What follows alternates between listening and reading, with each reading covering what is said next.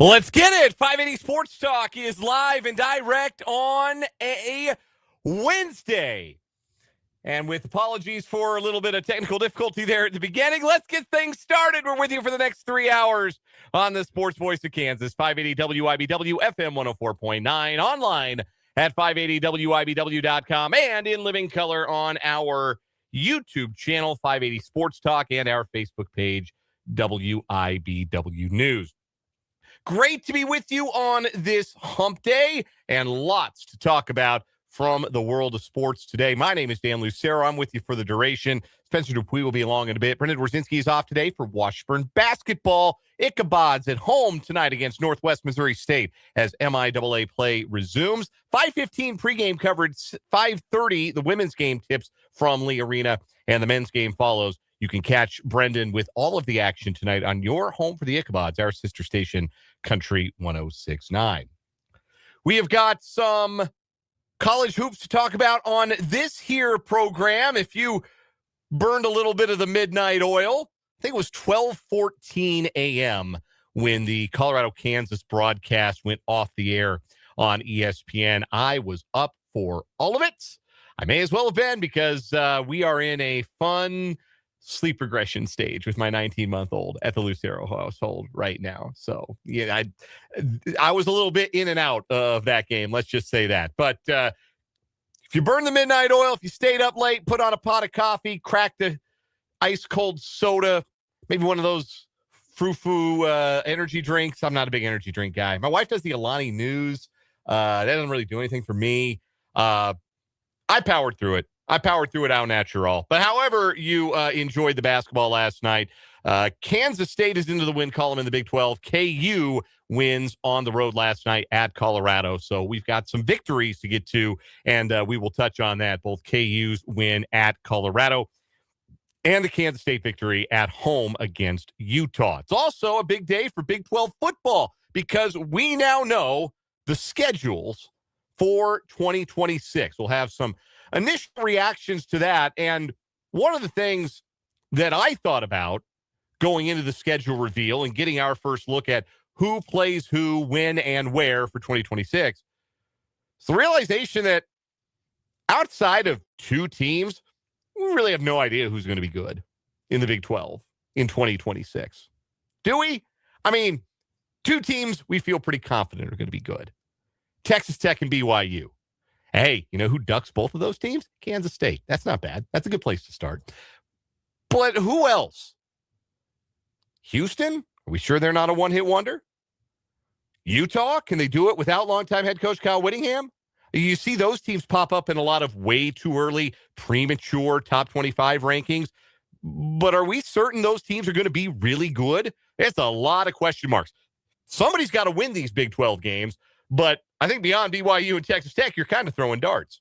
And unfortunately, those two teams don't play each other in the regular season this year. So we'll get to that a little bit in the show. We'll touch on that in a couple of different places on today's program with regards to the Big 12 football schedule reveal. Also going to talk some NFL today. I was having a conversation on social media on, I think it was Saturday night, might have been Sunday. But it was in regards to the teams advancing to the conference championship games in the NFL. And the idea that this year's Final Four represents the possibility of a shift away from the idea that you have to have the franchise quarterback to win a Super Bowl. And it's an interesting thought when you really dig in on it because the four teams that are left in the NFL all got to this weekend in very, very different styles of team building. You have the team that took a swing at a franchise quarterback in the draft. You have a team that didn't pick high enough to get to a franchise quarterback in the draft, but drafted a guy they felt like would fit and be productive on a rookie contract.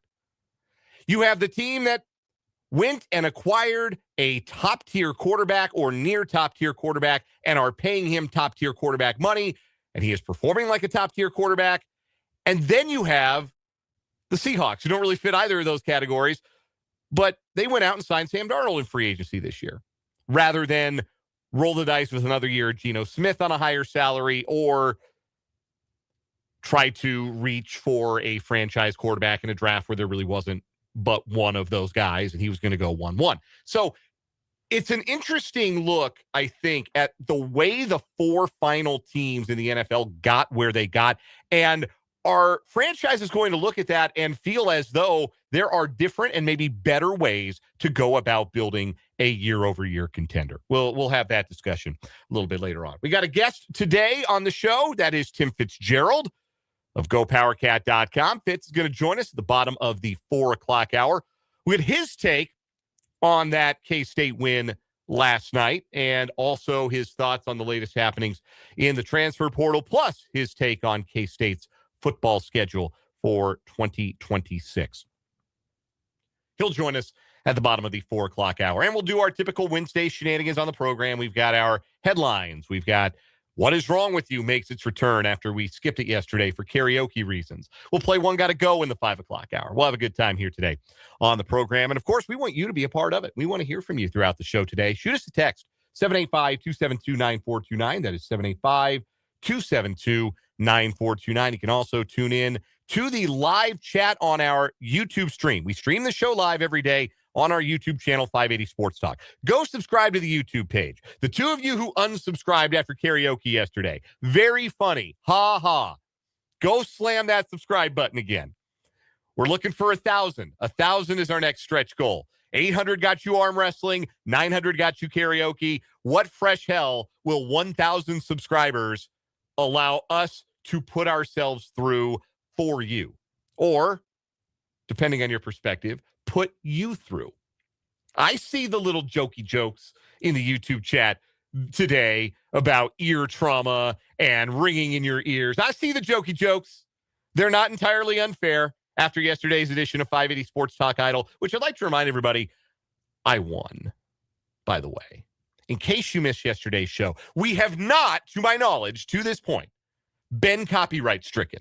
So the show in its entirety, still on our podcast page if you just want to listen. If you want to see Brendan in jorts and cowboy boots and you want to watch us sing, the YouTube video lives and the original audio survives. So go check it out on our YouTube channel, 580 Sports Talk, and do subscribe if you are not subscribed already.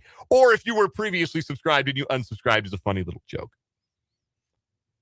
But if you are watching the program live from 3 to 6 Central every day over there, we do have a live chat, and you can hop in and post and say hello and interact with each other, interact with your hosts, grow the 580 Sports Talk community. A hello to Vance and Mark H. and Ryan in the chat today. Also see Andrew as well. Good to see you guys. Look forward to hearing from more of you as we go along on the program today. Vance has a great idea. He says I should put my picture up on the wall on the 580 Sports Talk Idol Hall of Fame. I should. We'll do that right next to our What Is Wrong With You Tournament of Champions banners, if we ever get those commissioned. It's a great idea, Vance. You think of the Idol winners. Who was the first? Kelly Clarkson was the first American Idol winner. She did okay for herself. If I have that much success as the first 580 Sports Talk Idol winner, I'd be doing pretty good. If I had a tenth of that success, I feel like I'd be doing pretty good. So, again, thanks for being with us. We got a full show today. Excited that you're along here for 580 Sports Talk. Let us begin with the action from Boulder, Colorado last night. And if you did not stay awake to see it all, you missed a Kansas victory.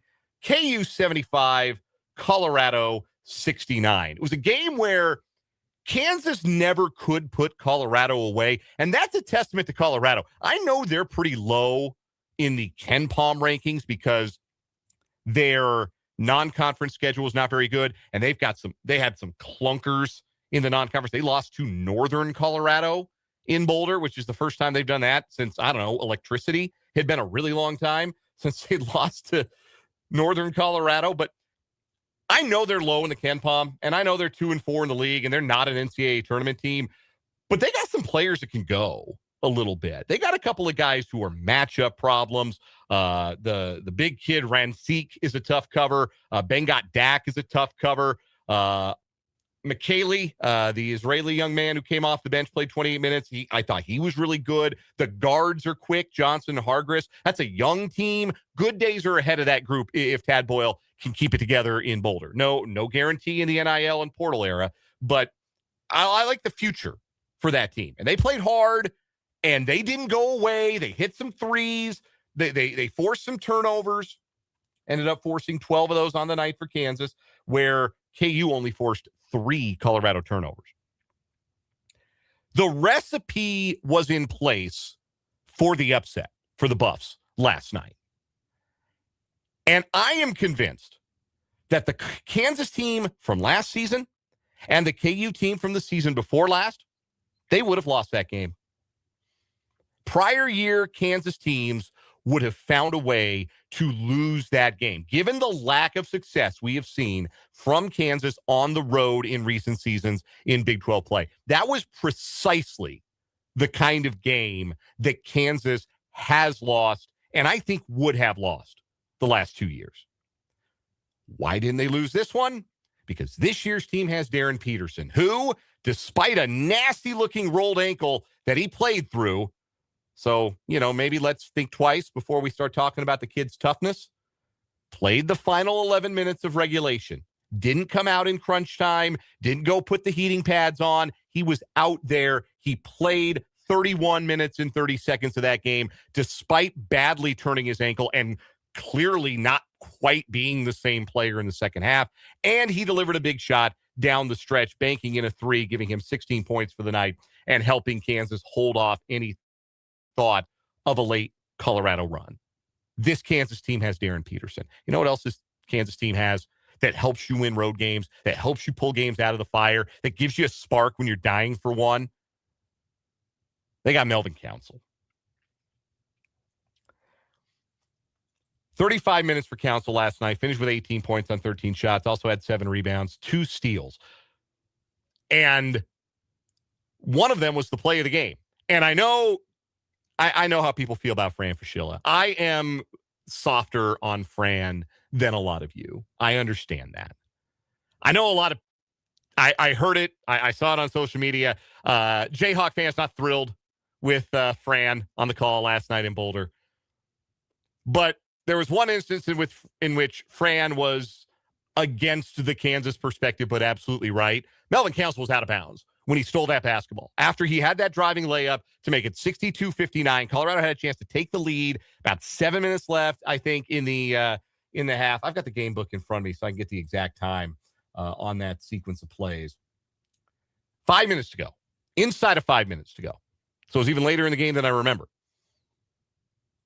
Council gets a board, a run out, and a layup, and then deflects the inbounds pass, steals it, and scores. And he looked out of bounds to me. I'll tell you what, I'm not sure that play should have stood, but it did. And Kansas was able to push the lead out to 5, and it never got within a possession again. That was the defining moment of the game, where those 2 baskets by Council in a 9-second stretch, and they were defining. And Melvin Council lives for that stuff, just finds ways to make winning plays, to make hustle plays, to make the I want this more than you do kind of play. And it is not an accident. The player that KU students have taken to barking at after he makes a play at Allen Fieldhouse, the dog in him levels for Melvin Council are previously unforeseen. You're seeing dog in him levels, frankly, like we've never seen before with Melvin Council. Perfect guy for a team that had been lacking, I think, a little bit of that edge the last couple of years. The title team in 2022, they had that edge. You want to know what it looks like? Christian Brown. That's what it looks like. It looks like Jalen Wilson. That's what it looks like. Just, you'd see it in spurts from KJ Adams. But KJ Adams wasn't quite a complete enough player to be able to turn that into, like, difference-making plays on a night-in, night-out basis. I don't want to downgrade KJ Adams. I like KJ Adams. He was a flawed player, but he was a good one. He's a good Jayhawk. But Council's a more complete player, more complete scorer, and has the ball in his hands more often as a guard, better ball handler. He has the capability to make those game-turning plays, and he made one last night.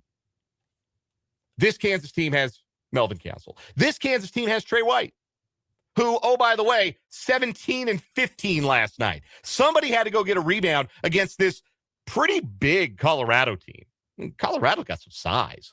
Like I said, they had some mismatch problems. They could really cause Kansas on the floor. Trey White made up for that with his dogged effort on the glass, which is what you typically get from him. He finished tonight 17 points, 15 rebounds, knocked down a couple of threes, went 9 of 10 at the free throw line, also led the team in assists. Having those as your top three,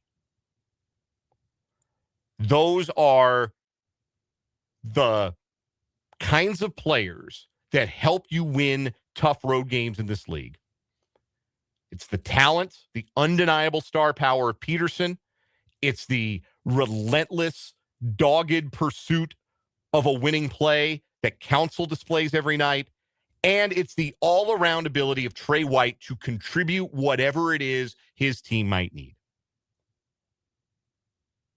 Those three guys were all really good, and they had to be because nobody else was great last night. I thought Badunga was terrible in the first half, if we're being honest.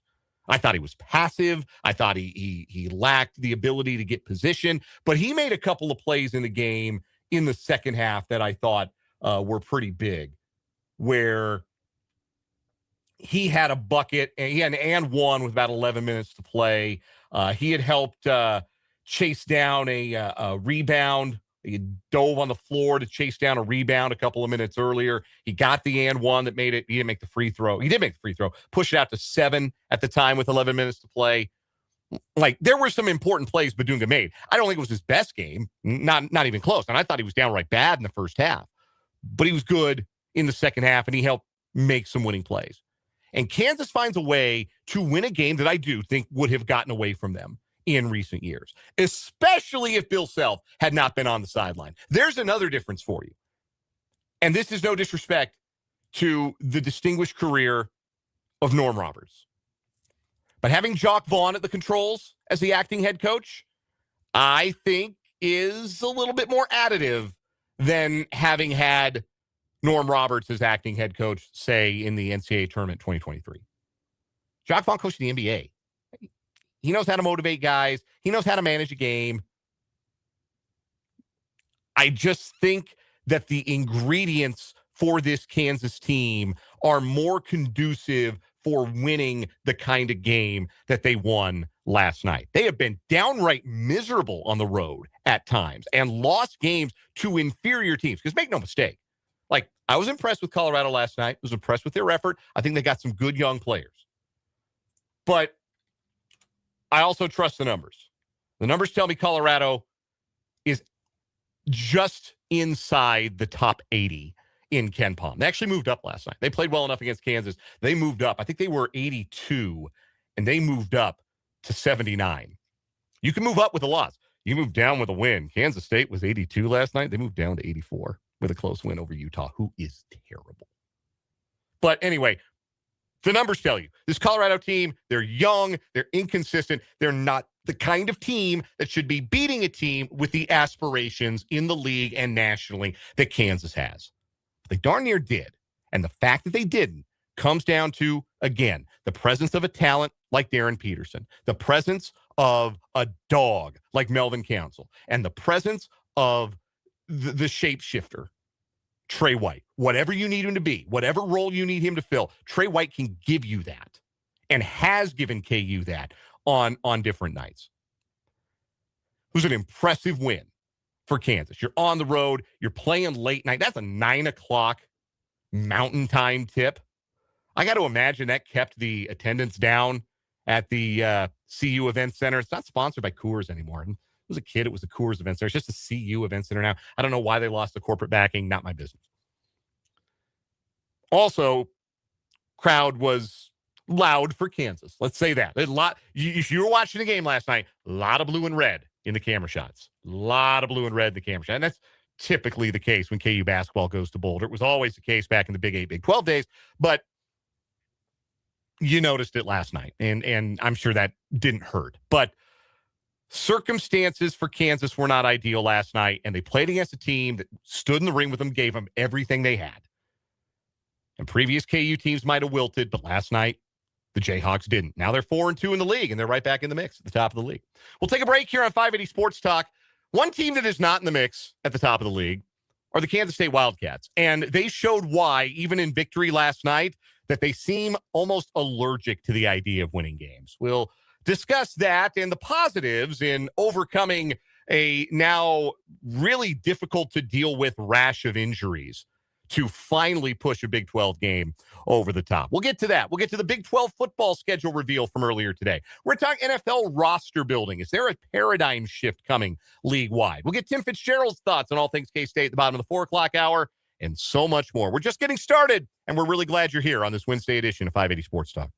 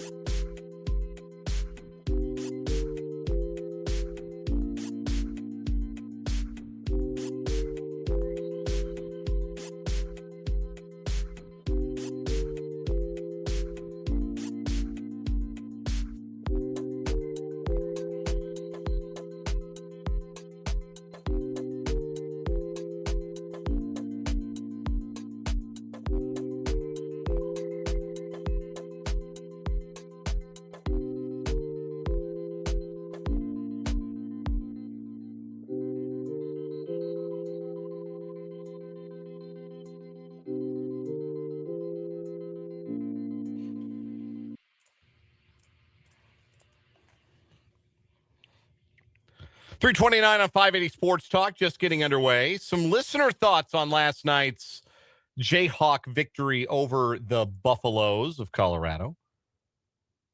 From the 785 on the text line, you can text the program, 785-272-9429. Council did step out of bounds. I watched the game last night. Referees completely missed it. Yeah, just one of those, like, I know the running gag for how old is the Big 12? However long that is that the referees always give KU the calls. Like, I know, I've been around long enough. I've heard that song and dance. I know how it is. I don't think that's what that was. I just think that was just two referees are watching the ball and not watching the floor. Somebody took their eye off of Melvin Council's feet and missed a call. And again, that was, to me, the moment in the game where it swung toward Kansas for good. It was never closer than two possessions after that. Colorado trailed by 5 after Council stole that inbound and laid it in because the Colorado players were convinced he was out of bounds, and rather than defend the play, were pleading their case. And after that, it never got closer than 4. So to me, 5 minutes left, that's the game, just about. And then Peterson's banked in 3-pointer with about 2 minutes to go. That was the dagger.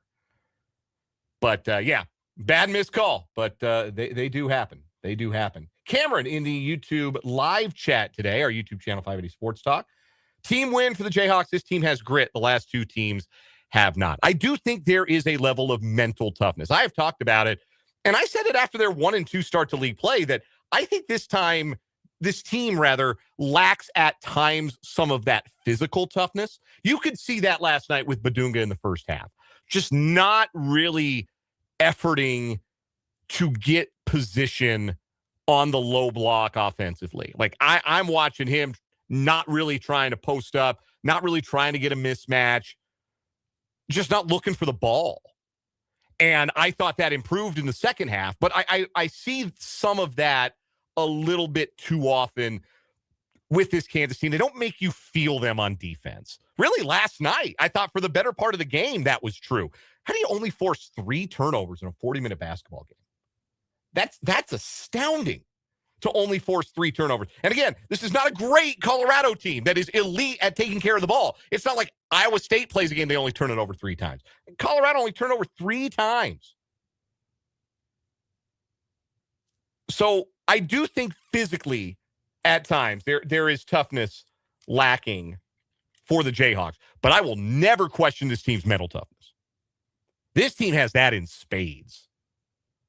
And I think that that saw him through a little bit last night down the stretch with Council in particular. I think Bill makes a good point in the YouTube chat as well. When Badunga isn't involved early, sometimes it seems like he loses focus. I do think there's some of that. I think he can drift a little bit. And he's a young player still, right? He's just a sophomore. Sometimes that happens. When you're not involved, your mind wanders a little bit. And I do wonder if it might benefit KU to draw up some early action for Badunga. Get him a lob, get him something to get him a touch and get him into the flow of offense early so that you do lock him in. Because I don't think it's a coincidence that his best stretch last night coincided with there was a play where I think it was out of a timeout. They got a lob for him and he flushed it. And that was the stretch. That was in the stretch of the game where he was at his best. So I think that's a good point, Bill. Thanks for the comment in the YouTube. There was also a game in Manhattan last night, another late tip-off. Jerome Tang, by the way, this is an aside. This has nothing to do with the basketball game. Tang did mention after the game, doesn't like the late tip-offs. Not using it as a crutch or an excuse for what his team's record is, just saying it's not very fan-friendly. And he's right. He's 100% right. Tipping off games at 9 p.m. in Stillwater, 9 p.m. in Boulder, 8 p.m. in Manhattan. It's not fan-friendly. It's not.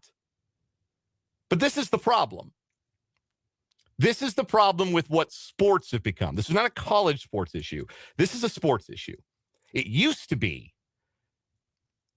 that the consumer of the product that college sports had to answer for was you. They had to answer to you. They had to make it work for you. They had to make it a good product for you because your revenue was the source of revenue.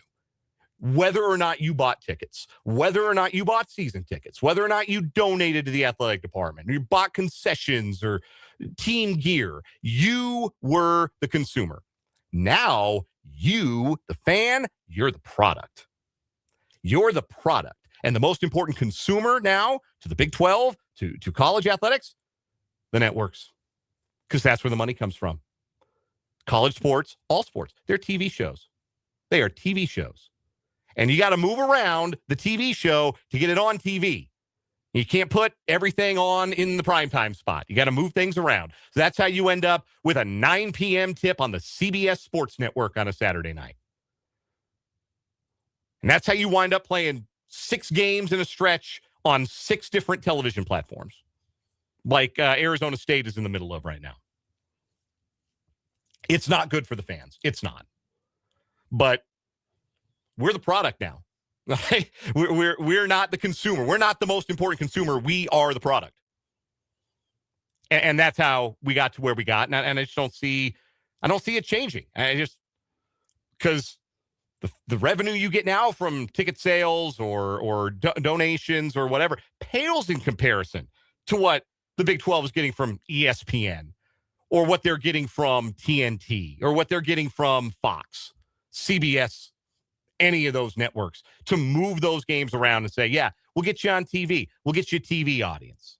We'll get you a bigger TV audience than you can get into your arena. But you got to play at 8 o'clock on a Tuesday night. That's 8 o'clock local time. What are you going to do if you're Gene Taylor, if you're Travis Goff, if you're any other Big 12 AD? You're not saying no. But that's separate and apart from what happened on the floor last night, which was Kansas State 81, Utah 78.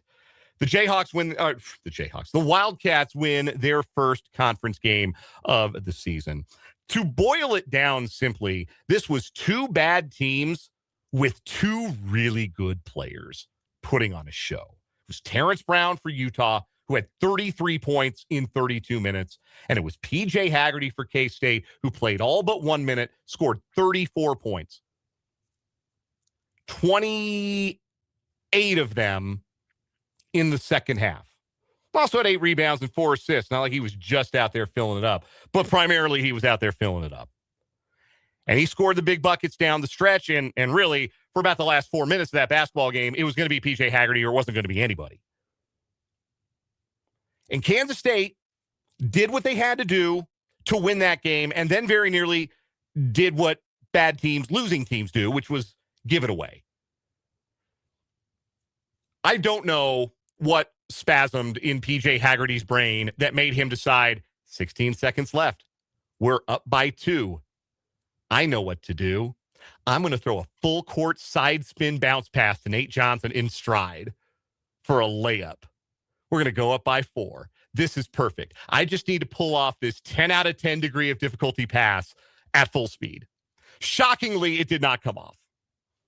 And Kansas State, instead of having the ball up 2 with 16 seconds left and controlling how the game ended, lost that game control. And then very nearly put a 3-point shooter on the line. Taj Manning should be counting his blessings today that Don McHenry's shoe size is what it is. Because if he'd had like regular human size feet, Don McHenry, and like he's not a super big guy, but he's a basketball player. He, decent sized feet. If he had dainty little feet, that would have been behind the line. It would have been a foul of a 3-point shooter again with a 2-point lead again in the final seconds again. Instead, McHenry was on the line. So it was a 2-shot foul. And then McHenry had the decency to take Taj Manning off the hook and miss the first free throw. So K-State wins, even though they tried to give it away. And that is just, again, the common theme with this Kansas State team is I don't think it's an issue of these guys don't want to win or they're not competitive individuals. Jerome Tang has sworn up and down that they are. They want to win. That they want to get things right. I believe it. I don't see anything that suggests to me that they don't care. I just don't think they know how. Winning is a habit. Making winning plays to close out games is a habit, and this team is not in that habit. And it's what happens when you lose your first 5 conference games. Just what can happen is you lose the confidence that it even can happen for you. But it did. It finally did for Kansas State, and it did on a night where they were down to just 7 rotation players because Kamari McGriff got hurt in warmups, which is. And Abdi Bashir is out maybe for the rest of the regular season with a surgery on his foot because of a stress fracture.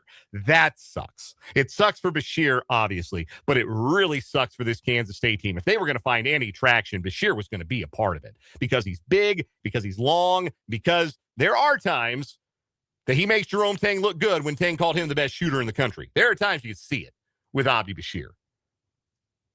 And now he's out, and that makes Kansas State's backcourt really small. They are really, really small now, just as a whole, because they're still without Rapiak, and they're still without Moby, and now they're without McGriff. So outside of Darryn Peterson, it's just a really small basketball team. But I think they leaned into that a little bit last night and said, okay, well, when Buka's not on the floor, which he only played 13 minutes, we're just going to be small. And if we're going to be small, this is what we have to do to overcome our smallness. They got out-rebounded last night, but they were only -5 on the glass. They took decent care of the ball, only 10 turnovers, and P.J. Haggerty carried them home. There was no doubt. There was all deference. It was P.J. Haggerty, go figure it out. And he did. He got to his spot at will, scored at will, and ultimately won K-State the game. But it was not pretty. And it was the one they had to get because it was really hard to see anymore, a lot more in their future if they did not get last night's. It could have gotten really, really ugly. But now they got a little bit of confidence. And this is the part where I remind everybody, their next home game, Saturday, against Kansas. Jerome Tang 3-0 against the Jayhawks at Bramlage. I'm not saying, I'm just saying. We'll take a time out here on 580 Sports Talk. When we come back, Kansas and Kansas State have football schedules for 2026. My instant reaction, well, I guess it's not instant because they came out at, 10 o'clock this morning? But the stuff I wrote down as my instant reactions to seeing the slate for Kansas and Kansas State on the gridiron this coming fall. That's coming up on 580 Sports Talk.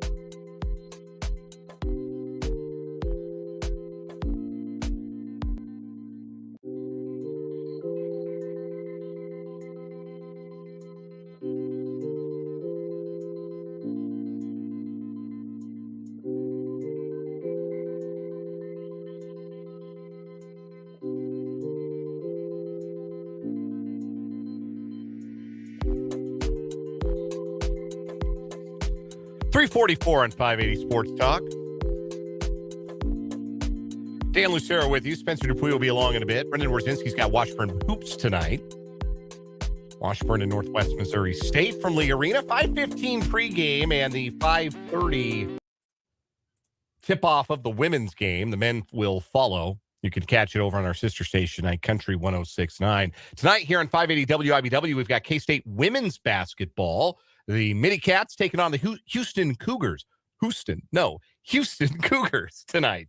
6 o'clock pregame coverage, 6:30 the tip tonight here on 580 WIBW. We're a long way away from September 5th, but that is when the college football season gets underway. That is week 1 of the 2026 season. And today we learned what the schedules would look like for all 16 of the Big 12's teams for 2026, including Kansas and Kansas State. We'll run through it real quick in case you yourself have missed it. KU will open, their graphics suggested it was a Friday night. I think that's correct. A week 1 Friday night game at home against the Sharks of LIU. That's Long Island University. Then the next Saturday, they've got the border showdown against Mizzou. Week 3, they go to London to play Arizona State, and hopefully they get a bye after their trip overseas. What a novel concept. You go overseas, you get a bye the next week. You know who's been getting that right for years? The NFL. You know, could have used a bye after their trip to Ireland last year. Just, again, it's old news. You know who does get a bye after their trip to Ireland this year? TCU. Just pointing it out. Anyway, KU gets the bye week 4. That's their only bye. The conference going to one bye this year instead of two. So the lone bye for KU is an early one. They're back in the non-conference play in week 5 at home against Middle Tennessee State. Then they reopen conference play, back-to-back road games at Utah, at Kansas State to start conference play, then home to Baylor, at TCU, home to UCF, at West Virginia, home against BYU, and then at Oklahoma State. K-State opens with a bunch of home games in a row. 5 of their first 6 are at Bill Snyder Family Stadium, including all their non-conference games. Week 1 at home against Nicholls, week 2 at home against Washington State, week 3 at home against Tulane. Week 4, they open Big 12 play against Cincinnati before they get an early bye. Their bye is week 5. Most byes occur, by the way, in the first half of the season. There's only 2 teams in the conference that have a bye later than week 8. That's Houston and West Virginia. They both have week 9 byes. So I guess there are advantages and disadvantages to the early bye, but both KU and K-State have an early bye. They're back in action week 6, back-to-back home games against Houston and Kansas, then back-to-back road games, the only back-to-back road games set up on the schedule for K-State. They go to Arizona State week 8. They're at Colorado week 9, at home against Oklahoma State week 10, then at TCU, home against Arizona, and the finale, the final week of the year like it ought to be, Farmageddon, in Ames against Iowa State. First thought for K-State, a good year to duck BYU and Tech, isn't it? I mean, if that's the top of the league, if that's the cream of the crop, those are 2 teams that I think are going to go into next year in the top 10 in the country. K-State doesn't play either of them. KU's only got to play one of them. Only team that KU has on that list is BYU, and they get them at home. But K-State avoids both of those teams. And of the other fringe top 25 teams in the conference for next season, Houston has to come to Manhattan, and Arizona has to come to Manhattan. And K-State doesn't play Utah. So if you consider those 5 teams the top 5 for next season in the Big 12, which I think I looked at, was it Stuart Mandel? Somebody at The Athletic. It might have been Mandel. One of those way too early top 25s, which is ridiculous because we don't even know, like the transfer portal's not closed yet. We don't know what roster's going to look like yet. But if you wanted to say those would be the top 5 teams in the Big 12, Kansas State's only got to play 2 of them, and they both come to Manhattan. Whereas KU's got to go to Utah, but they get BYU at home. And they don't play Tech, and they don't play Arizona, and they don't play Houston. So, on the surface at least, friendly schedules for Kansas and Kansas State as far as facing the teams that look early on like the favorites to contend at the top of the league. The big question for Kansas is going to be how they respond after the trip overseas.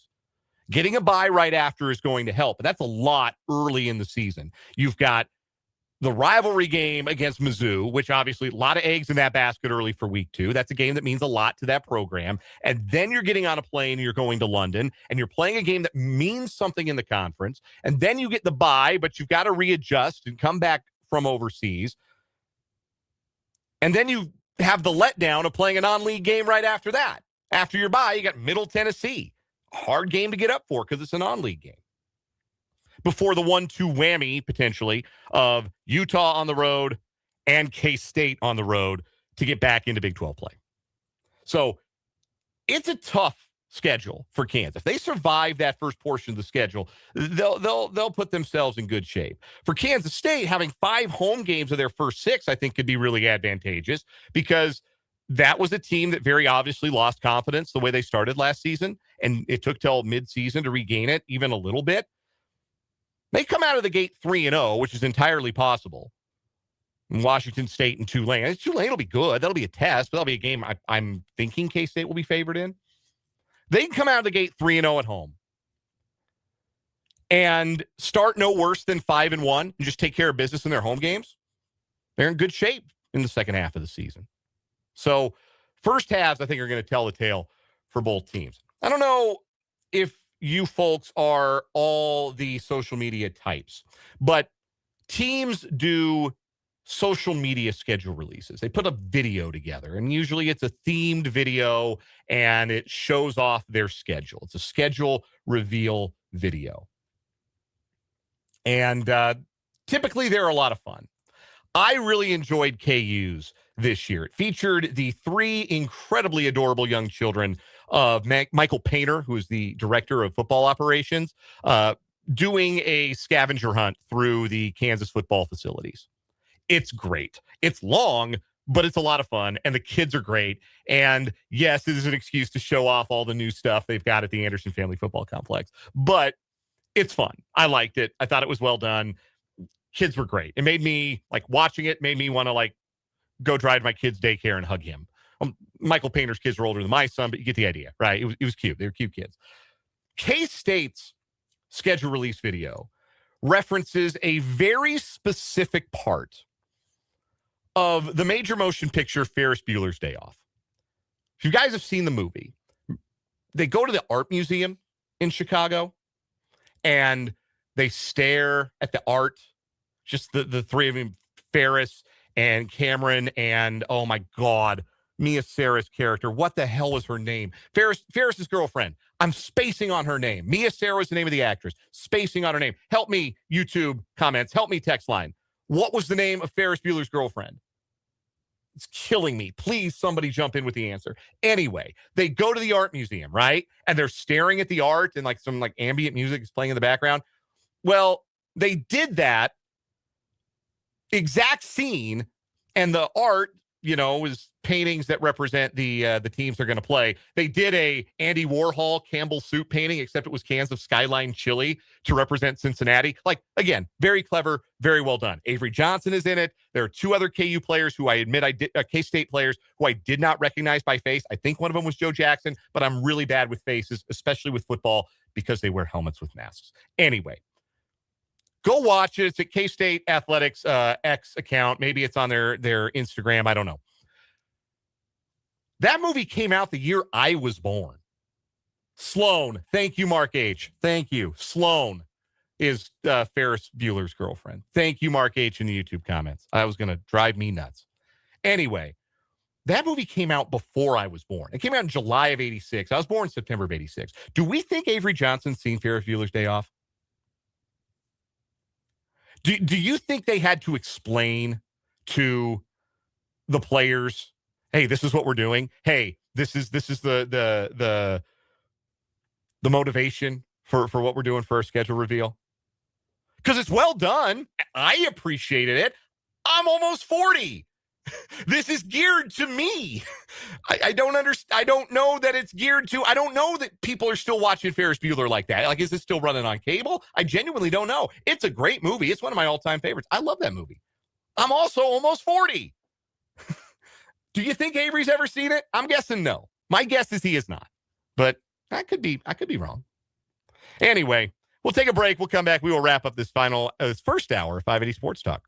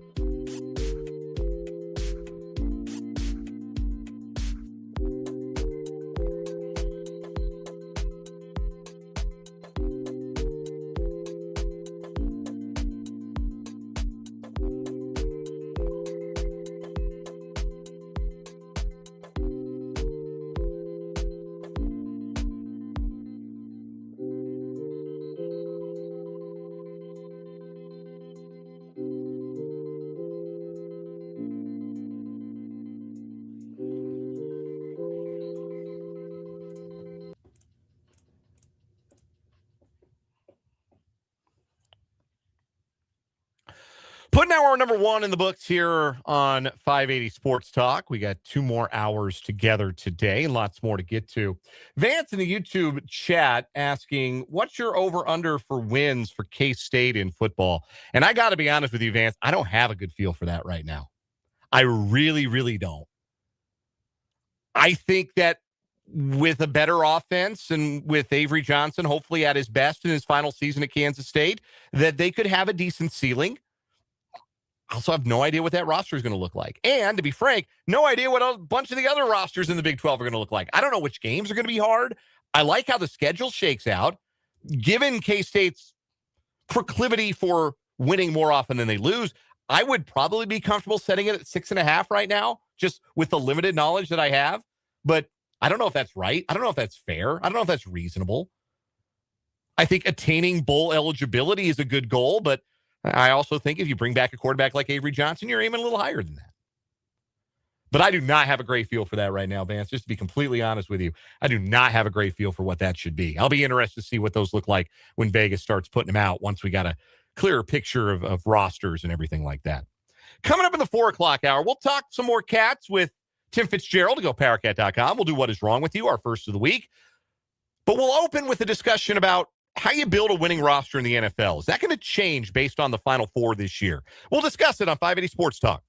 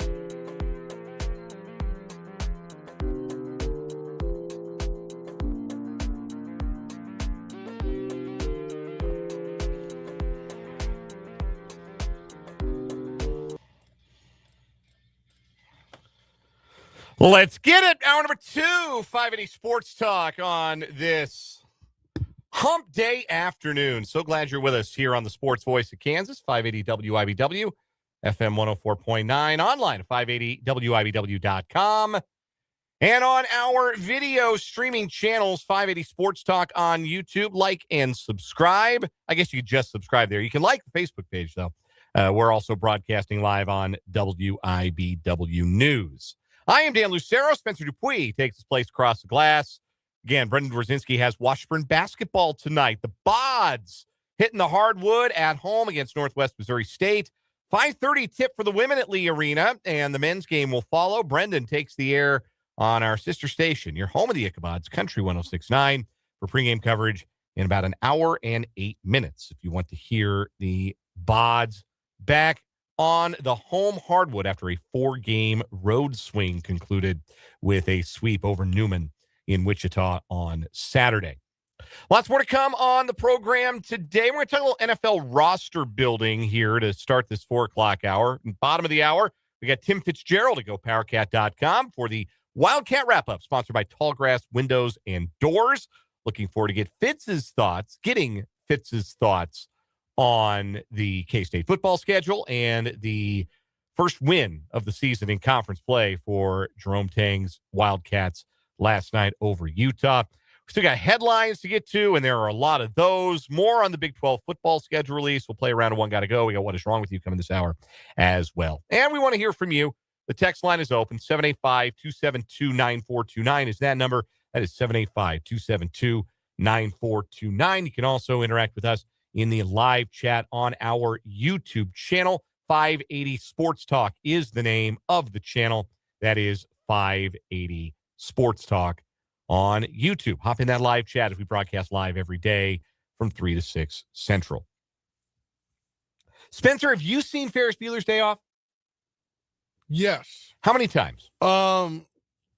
Is that one that you just kind of watched because you felt like you should, or is that one you saw on cable? I think if we're being completely honest, I watched it in school. Really? Like a sub low effort threw in a movie at one day? There were some points where school should have been canceled because it was hard to get to school. But the school didn't cancel.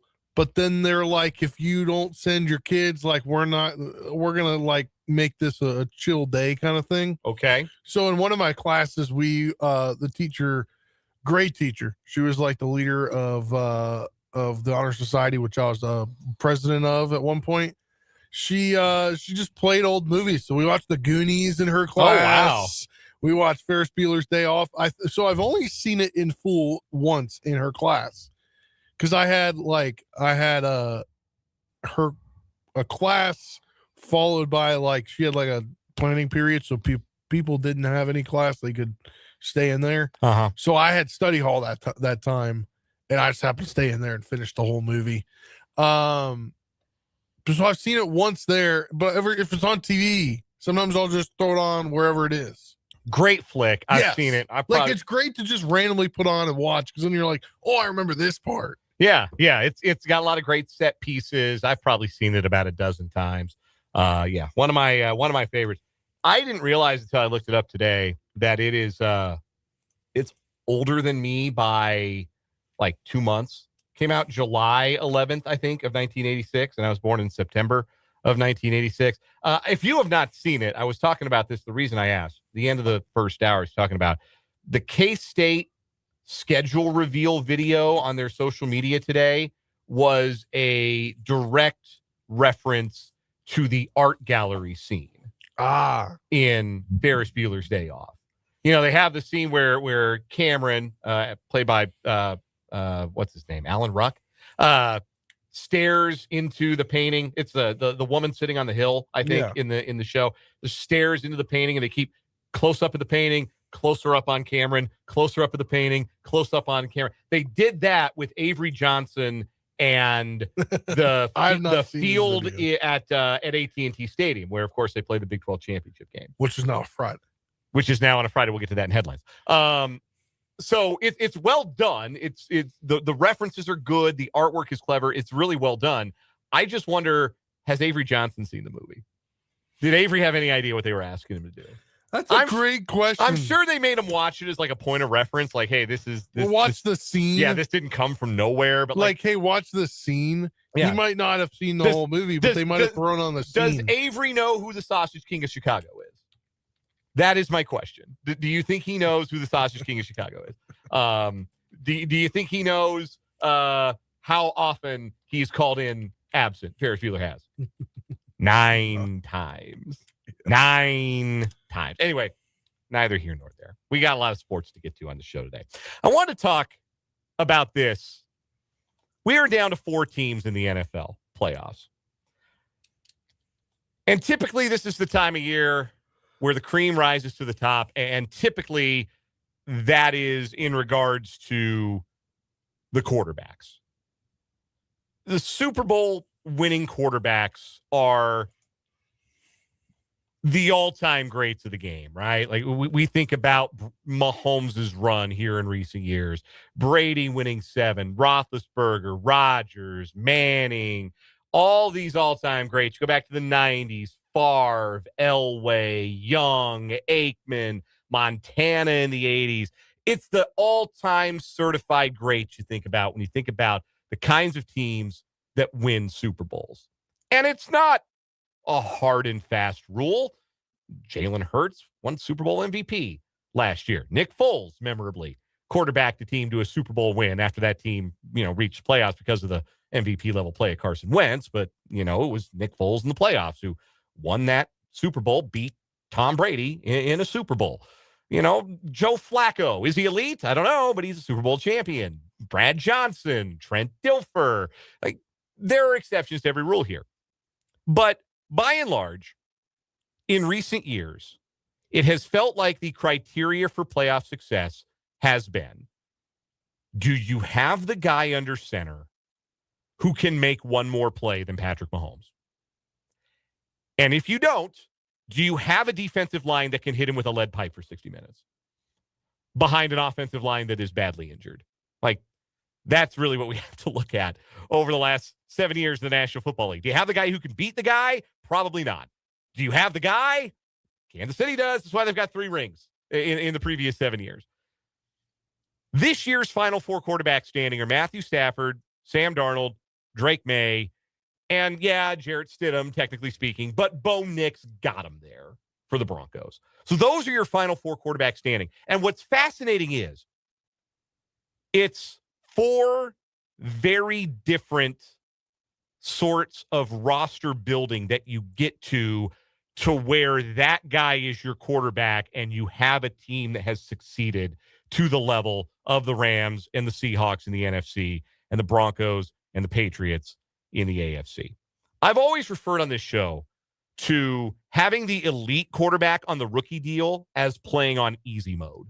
Like, that is, like, if you go and you play like Madden franchise mode and you leave it on rookie, that's what you're dealing with when you have the superstar quarterback and you don't have to pay him a lot of money. Having the most important player and the best player on a cheap contract gives you the chance to pay for elite talent elsewhere, even if you might be overpaying a little bit, and also add some luxury pieces.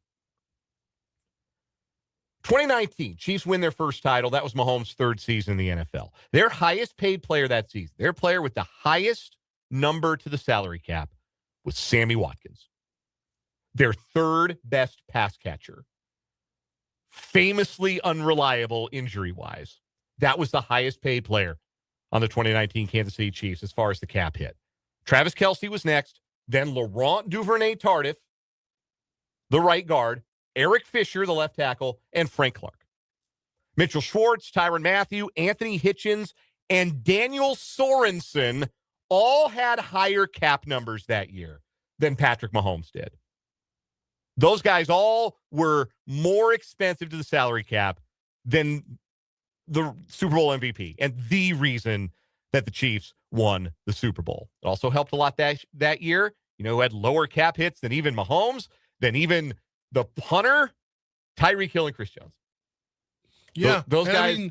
still being on rookie deals. That's what teams are trying to do. I mean, I know I'm assuming this is the ultimate point you're getting to is like, this is all the talk that I heard when I listened to Commander's Sports Talk Radio. Right. They are an example of the team after the run last year. The whole offseason was, well, you got Jaden Daniels at this minimal cap hit, and you have all this cap money. Why don't you go out and spend it? And they did. Maybe they didn't spend it as wisely as they could have. Or they didn't spend enough. Because they had a lot left. But the Chiefs were able to go out, and they were able to sign Sammy Watkins and say, money's no object here. We've got the cap room. Let's go get a third pass catcher that teams are going to have to account for when he's on the field. And look, Sammy Watkins made some big plays in the postseason. That man was worth the money. Anyway, that's easy mode. Elite quarterback on the rookie deal. The Patriots appear to be close to having that. This is not me saying that Drake May right now is as good as 2019 Patrick Mahomes. I don't think that's the case at all. I don't know if Drake May will ever have a year as good as 2019 Patrick Mahomes. But Drake May played for this season at an MVP level, at an all-pro level. And there are 8 players on the Patriots this year who have a higher cap hit than Drake May, who is on the second year of his number 2 overall pick rookie deal. So it's a pretty high cap hit for a rookie. There are 8 Patriots who have a higher cap hit. Mike Onwenu, Christian Barmore, Milton Williams, Carlton Davis, Hunter Henry, Robert Spillane, Stephon Diggs, and Harold Landry. None of those guys were Pro Bowlers this year, but 5 of those guys were free agent additions this offseason. They went out and they signed Milt Williams from the Eagles. They signed Carlton Davis from, I think, the Lions. They signed Robert Spillane. They signed Stephon Diggs. They signed Harold Landry, and all of those guys have helped them win this year. Landry's got 8.5 sacks. Spillane, typically solid. Diggs has been wide receiver 1. Milton Williams has been super impactful in the middle of that line. Carlton Davis has helped their secondary. Been a nice addition across from Christian Gonzalez, speaking of elite talent, on a rookie deal for the Patriots. They got 8 guys with a higher cap hit than Drake May, and that's how they've been able to make it shake. Bo Nix, not an elite quarterback, but a first-round pick. The Broncos saw Nix in not the middle of the first round. They took him number 12 overall, but that was a quarterback-heavy draft, and the Broncos needed a quarterback, and they believed in Nix and his abilities in Sean Payton's offense, and they believed, okay, we can make it work with this guy. Sean Payton more accurately believed, I can make it work with this guy. It is a long list of Broncos who have a higher cap hit than Bo Nix in year 2 of his rookie deal as the number 12 overall pick. Mike McGlinchey, Ben Powers, pride of Cape and Mount Carmel in Wichita, Zach Allen, Cortland Sutton, Garrett Bowles, John Franklin Myers, Patrick Surtain, Jonathan Cooper, Alex Singleton, DJ Jones, Evan Ingram, Drake Greenlaw, Nick Bonito, Quinn Miners, Will Lutz, the kicker, has a higher cap hit than Bo Nix. PJ Locke, Adam Troutman, tight end number 2, higher cap number than the quarterback, and Malcolm Roach. In that list of players who are being paid more than Bo Nix, 5 All-Pros. Zach Allen acquired as a free agent, Garrett Bowles on his second contract, and 3 guys, Surtain, Bonito, and Miners, all on the first year of long-term contract extensions.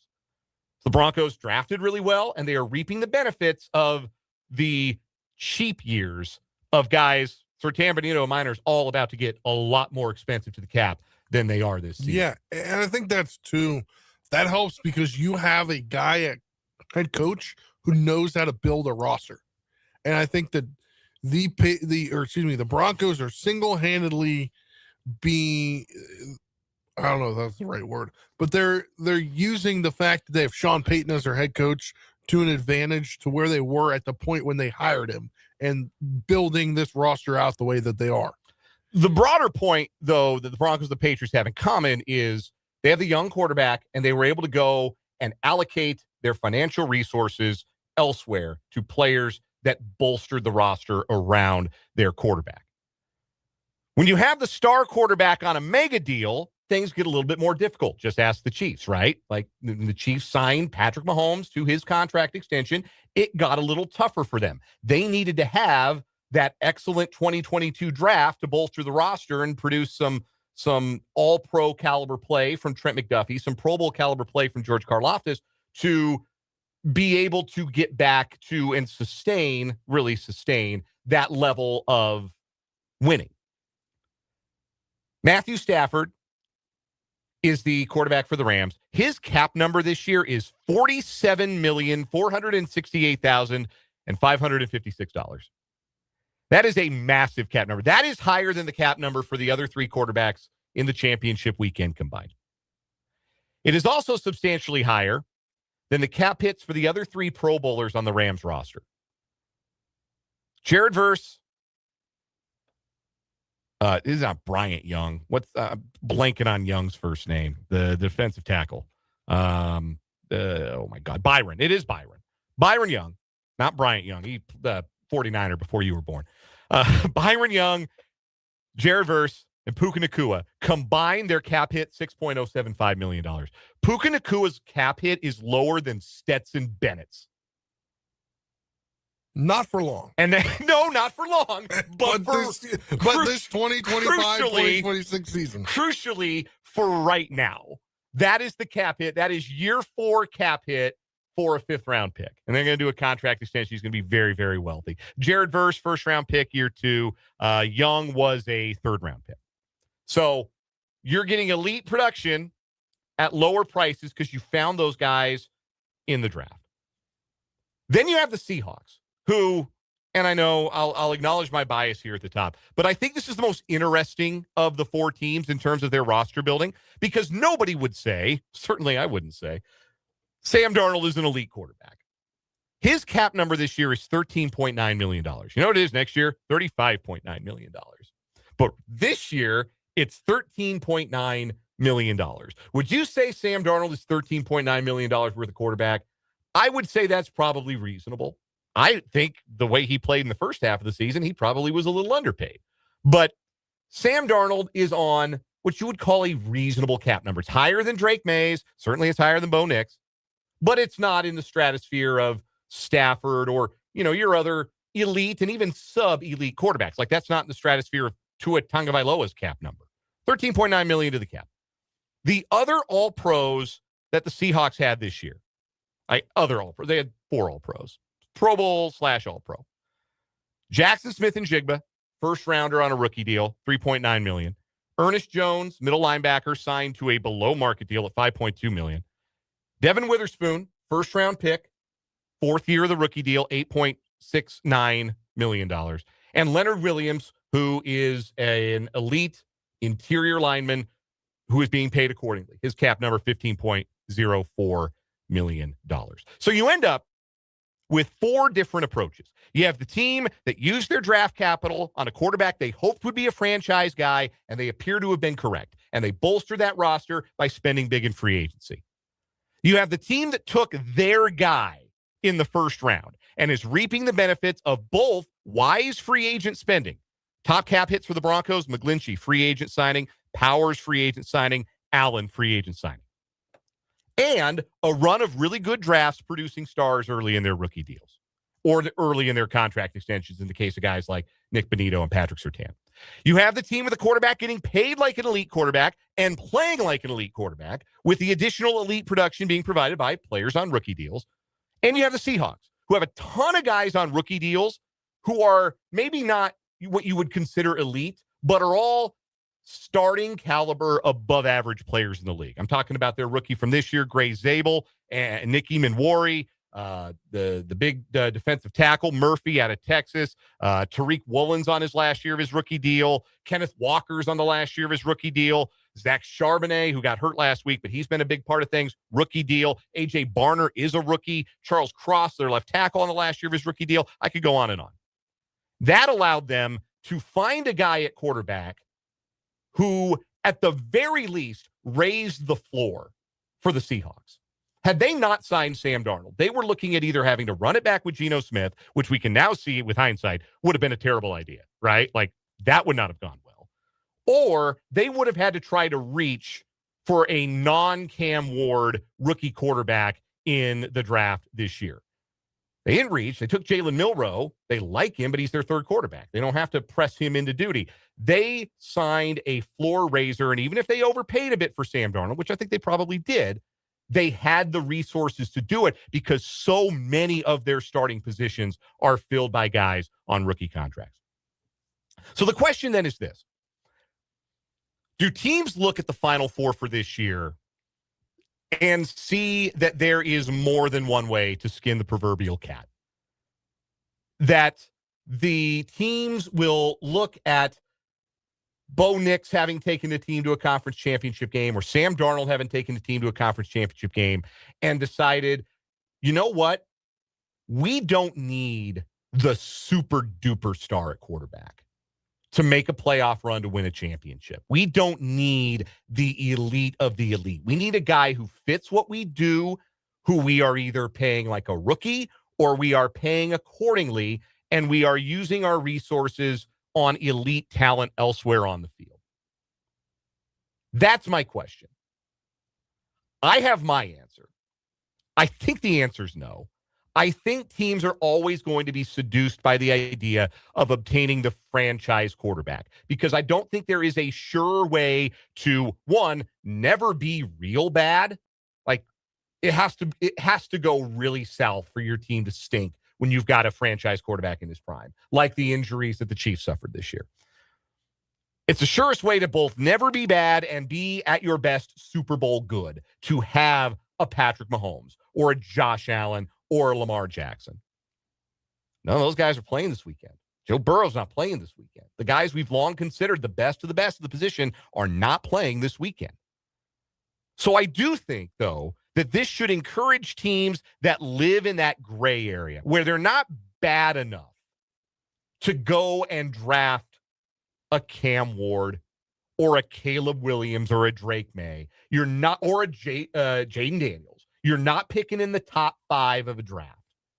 And that franchise guy probably isn't there.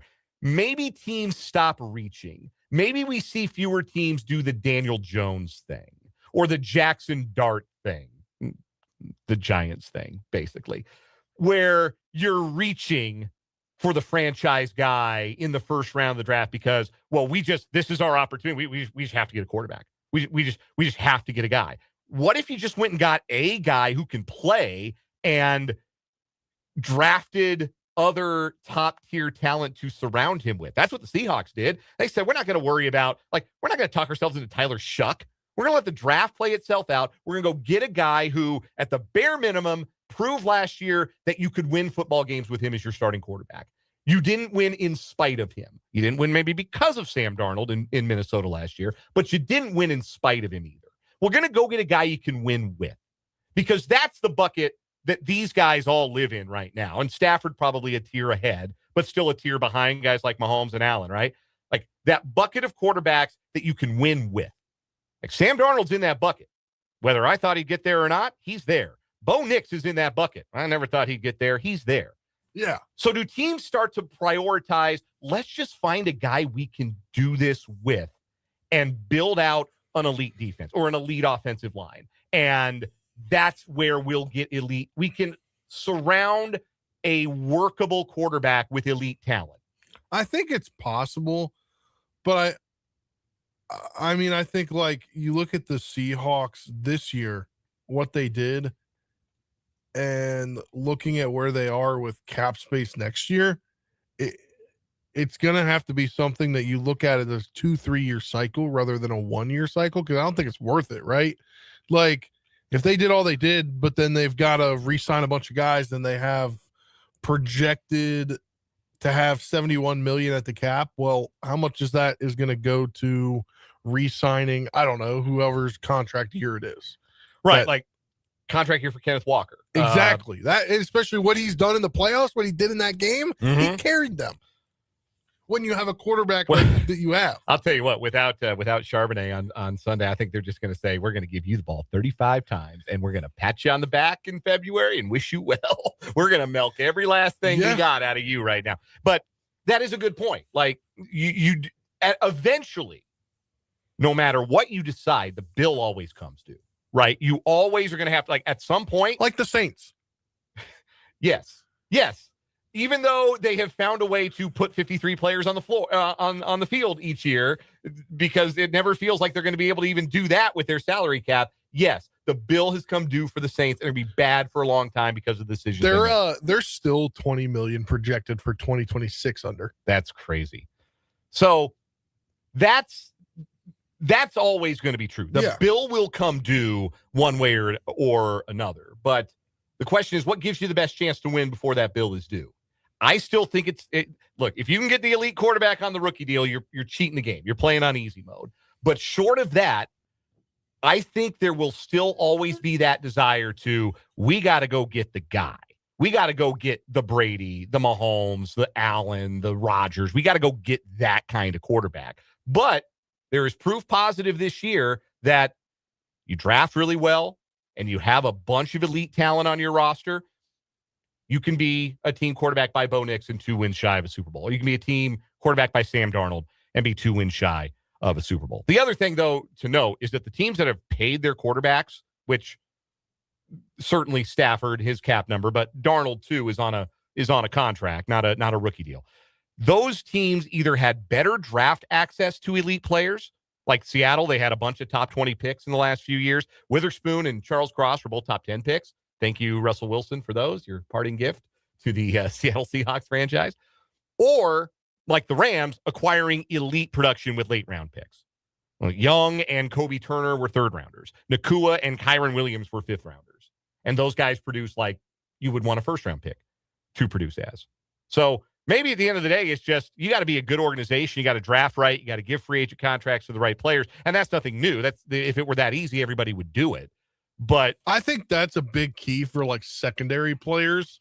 Like if you could find a guy in the rough, right? Like the Commanders, I think they found Ja'Cory Krosky-Merritt, late round pick. 7th round pick. He's not going to cost you a lot. You can run a running game for the around next him. few years. Like if you're running the running game through him and you get another decent back, like the kind of system they had this year, that'll work. Yeah, it'll work. Now they just need a few more guys who aren't eligible for AARP benefits, and they'll be right back in the mix in the NFC.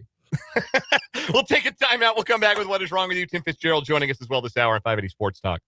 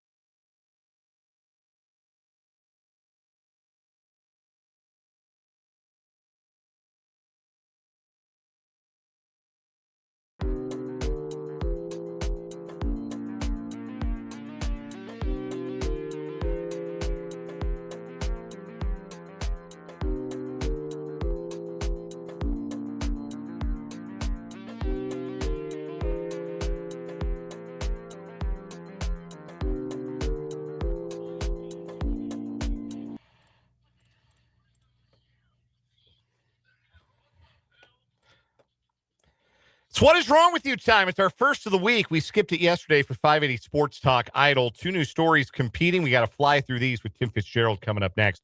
So I'll start with my story. You ever see the movie Catch Me If You Can? Yeah.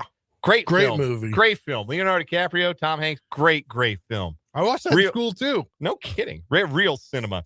Anyway, we have a real live edition of that without the check fraud. We meet 33-year-old Dallas Pokornik, a former flight attendant for a Canadian airline who posed as a commercial pilot and as a current flight attendant to obtain hundreds of free flights from U.S. airlines. The 33-year-old from Toronto was arrested in Panama after being indicted on wire fraud charges. He pled not guilty Tuesday following his extradition. He was a flight attendant for a Toronto-based airline, Air Canada, from 2017 to 2019, then used fake employee ID from that carrier to obtain tickets reserved for pilots and flight attendants on 3 other airlines based out of Honolulu, Chicago, and Fort Worth, Texas. So Hawaiian, United, and American.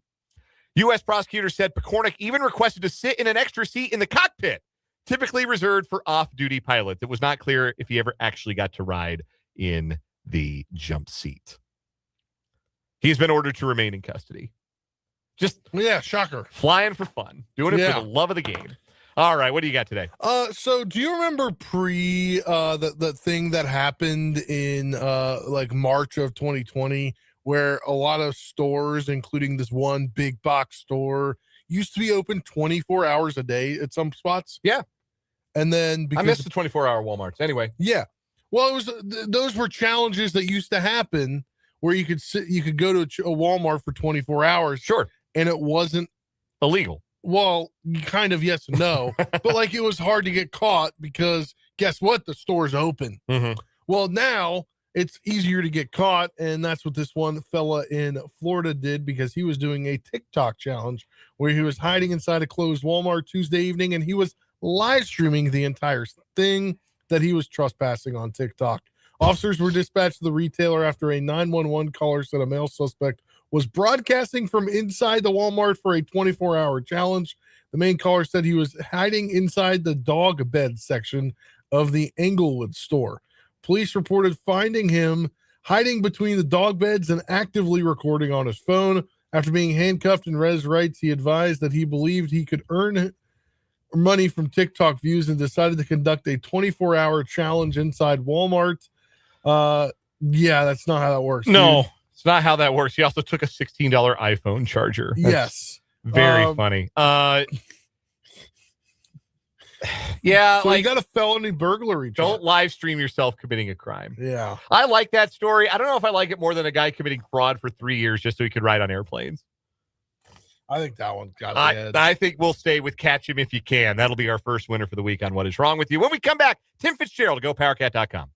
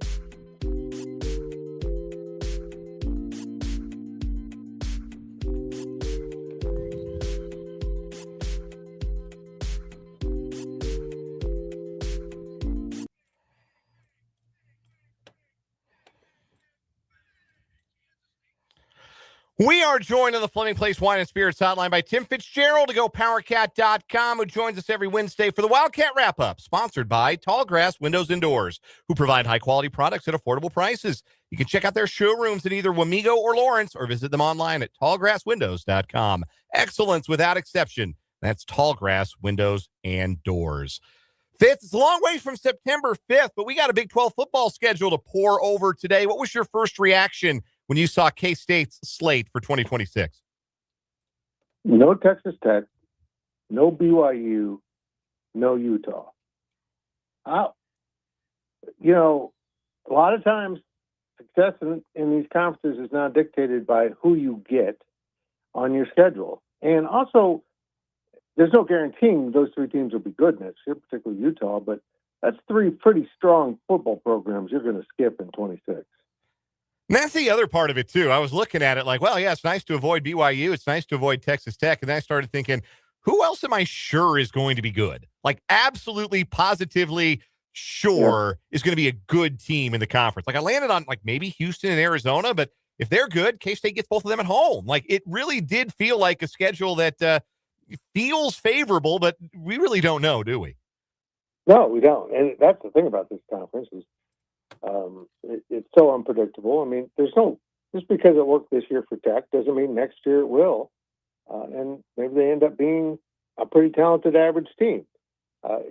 There's a level of unpredictability that has existed with this conference, but now I think we're seeing it magnified by the NIL and transfer portal. I mean, it just happened in the Big Ten where the most unpredictable team won the conference championship on their way to winning the national championship. So it's hard to predict things now because it's so volatile, and team chemistry is so different now because you literally have to remake your locker room every year. And I know coaches have always said that, but come on, you had most of your players back. Now, half your locker room can be a different bunch of dudes, and you've got to start over. Only one bye for Big 12 teams this week. K-State's comes fairly early. It comes in week 5, but there aren't a lot of late season buys. So I don't know that it's necessarily an advantage or disadvantage over the rest of the field to have the early bye. What do you think about that? Do you think that's a benefit to only have the one bye? Do you think that K-State maybe having 3 buys last year was maybe harmful for finding a rhythm, or what do you make of the possibility of only one bye this season in the conference? You know what? I think you only need one bye for a regular conference schedule, a 12-game schedule like this. If we're going to expand the playoffs, we might want to consider a second bye on the schedule, but if you're expanding the playoffs, you're probably compressing the schedule. So I think one's the right number. For me, as a guy that covers a team, 3 was a very good number. But you're right, it does kind of break up the season in ways that you're not accustomed to with the game of football. I mean, when you're off 3 weekends out of 15, it's kind of helter-skelter for a football season. And I do think it affected everyone's rhythm, not just the players or coaches. I think the fans were all kind of thrown off by it. We're joined by Tim Fitzgerald to GoPowerCat.com. This is the Wildcat Wrap-Up, sponsored by Tallgrass Windows and Doors here on 580 Sports Talk. Kansas State continues to be busy in the transfer portal. They added a commitment today from a running back out of Memphis, Makari Bodiford. But a lot of their recent activity has been along the line. We talked about their defensive line additions last week, Wendell Gregory most notably. But they've done a lot of work on the offensive line this season. They added some transfers last year to the offensive line that didn't seem to fit. A lot of them struggled to see the field. What do you think the commonality is among this year's crop of offensive line transfers that might give this group a chance to be more successful? I think they've put a emphasis on athleticism, and they've gone back to the board. I think they like the recruits that were coming in on the line. Of course, that was done by Brian LePack, so maybe he's on the same page as this new offensive philosophy. And look, they signed a bunch of guys to help fill holes on the line, and that's about all they did. They were just guys that put in some time and displaced players, like long time players that were working to get there. and I didn't think any of them were worth a crap. Now, we didn't see George Fitzpatrick, who sounds like he's the best of the bunch by far. And he's coming back, but how good a shape he's in is unknown after basically a year down. The additions at some of the skill spots, I want to ask about the receiver Brandon White, who comes from Hawaii, had 38 catches last season. Not a big guy at 5'8", 175. What do you feel like Kansas State has needed to add or tried to add to a wide receiver core that obviously loses their best guy in Jace Brown and has never really, I think, found an identity at the position here in this last handful of seasons? Well, Jace was the burner of the bunch, the deep threat. And also, towards the end of the game, they went to him quite a bit. So I think they feel like they replaced everything of Jace's profile over some other guys except the speed. They didn't have that element of speed on the edge at the wideout spot that you could use, honestly, like Colin Klein had Tyler Lockett. You would stretch the field, reverses, you can help in the run game. You can do some, screens with that kind of speed. I think that was just the element that he felt like he was lacking in his receiver room. We're joined by Tim Fitzgerald on the Fleming Place Wine and Spirits hotline. Tim Fitzgerald to GoPowerCat.com joins us every Wednesday at this time on the show for the Wildcat Wrap-Up, sponsored by Tallgrass Windows and Doors. Let's pivot to basketball. K-State's off the schneid in Big 12 play. Took them long enough, and they tried to give it away, but they held on for an 81-78 win over Utah last night at Bramlage Coliseum. Between nearly giving that one away and literally giving away the game on Saturday at Oklahoma State, how much of this team's struggles to you are down to maybe a lack of confidence, a lack of belief, and ability to execute in some of those down the stretch situations? That's part of it, probably. Probably another part of it is they're just trying to make that play, that big, definitive winning play. Steal the ball, get a fast break and dunk it so that, it kind of wraps it up. Instead of just going out there and winning. And I think they haven't been in the situation enough, at least as a team, and they're beginning to press. And also, this is a team prone to boneheaded moves. We've seen it. And I don't know if that's just the chemistry of this team, how they've come together, how they've been coached. Who cares? It doesn't matter. It's a problem, but it's painful to watch. And this team does do some incredibly dumb things late in games. And the only reason they got away with it last night, Utah's not very good. And they had plenty of opportunities to capitalize and couldn't do it. The injury bug has really bitten this team hard. We know Abdi Bashir will miss 4 to 6 weeks with a foot injury, and that probably means more minutes for some guys coming off the bench, but it also last night meant a starting opportunity for David Castillo alongside PJ Haggerty. And you can make an argument that Castillo at times has been K-State's second best player this year. He was terrific in the first half yesterday when Haggerty took a while to get going. How do you think those two can play off of each other? Because it has really seemed like Haggerty has needed one more playmaking force on the floor to be more effective himself. Do you think that the presence of Castillo and Haggerty playing together more often maybe helps both guys potentially? Yeah, it could. I think it'll help defensively. I mean, let's be honest. Abdi Bashir has, been on. There's been games where he hasn't played much, and people get upset. Well, it's games where he's not shooting it well. That's literally all he brings to the table, and it's incredible how good he is when he's cooking. But he's not a great defender. We saw it with the foul at Oklahoma State. Why he's on the floor, nobody can explain to me. But I think this gives them a better, well-rounded backcourt. Guys that can take it to the rack, shoot it from outside, and of course, play some defense. Castillo's still learning how to do it properly, but they'll get there. And I think they kind of played to a personality a little bit better last night in the fact that they knew they were undersized and scrappy. I mean, Taj Manning's playing the 5 at one point at 6'7" and not a very powerful 6'7". So, yeah, I think this team is just going to be that scrappy bunch for a little while until they get some bodies back, particularly the big guys. They're just flat running out of players for the 4 and 5 spots. Jerome Tang pointed this out last night, not by way of making an excuse, just by way of pointing out that it's ridiculous to play at 9 p.m. Stillwater time on a Saturday and 8 o'clock Manhattan time on a Tuesday night, and that something's got to be done about some of these tip-off times in the league. Do you think Coach Tang had a point with that? I do. And I know it's, TV. Probably they needed a 9 o'clock team, and this was the farthest west they had available.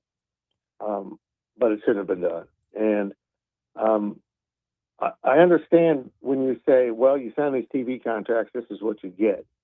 I'll accept that when you're not the best conference, when you're the conference that just is happy to be on TV. But to park some of these Big 12 games in these ridiculous spots is horrendous. I mean, it's disrespectful to the conference.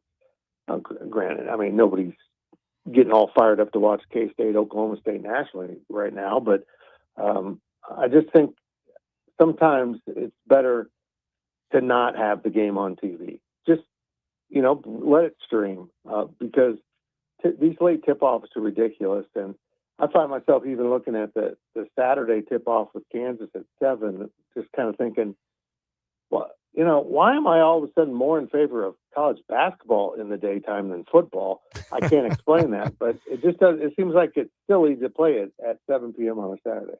Last question for Tim Fitzgerald to GoPowerCat.com here in the Wildcat Wrap-Up, sponsored by Tallgrass Windows and Doors. Speaking of TV and game times, Big 12 announced they're moving the championship football game to Friday night this coming year. I know you did your daily delivery on that on the GoPowerCat YouTube page. I won't ask you to repeat it all verbatim here, but do you think there's more upside or downside for this move for the league? Oh, they're trying to push the upside, but it's downside. Now we found out today that they'll be rotating, I assume, with the ACC Friday, Saturday from year to year. I think that's actually worse. Just give someone the time slot so everyone knows when the game is, but they don't care about those two conferences. This is all just shuffling around. I even speculated in my daily delivery that I wouldn't put it past ESPN trying to erode some of these Big 12 championship numbers because this year's were pretty good. And they were double the ACC, about half of the SEC, kind of how we think it goes with that programming. But I think there might be a sense of, well, we've got the contract now, and we'll just devalue them a little bit. Keep putting them in bad time slots and chip those ratings down just a hair. I tend to come up with these conspiracies because I hate ESPN. Tim Fitzgerald at GoPowerCat.com is our guest. He joins us every Wednesday for the Wildcat Wrap-Up, sponsored by Tallgrass Doors, provide high-quality products prices. You can check out their showrooms in either Wamego or Lawrence or visit them online at tallgrasswindows.com. Excellence without exception. That's Tallgrass Windows and Doors. And that's Tim Fitzgerald. Always a pleasure, Fitz. We'll do it again next week. Thank you, brother. That is Tim Fitzgerald. We'll take a break. We'll come back. We'll wrap up this hour of 580 Sports Talk after this.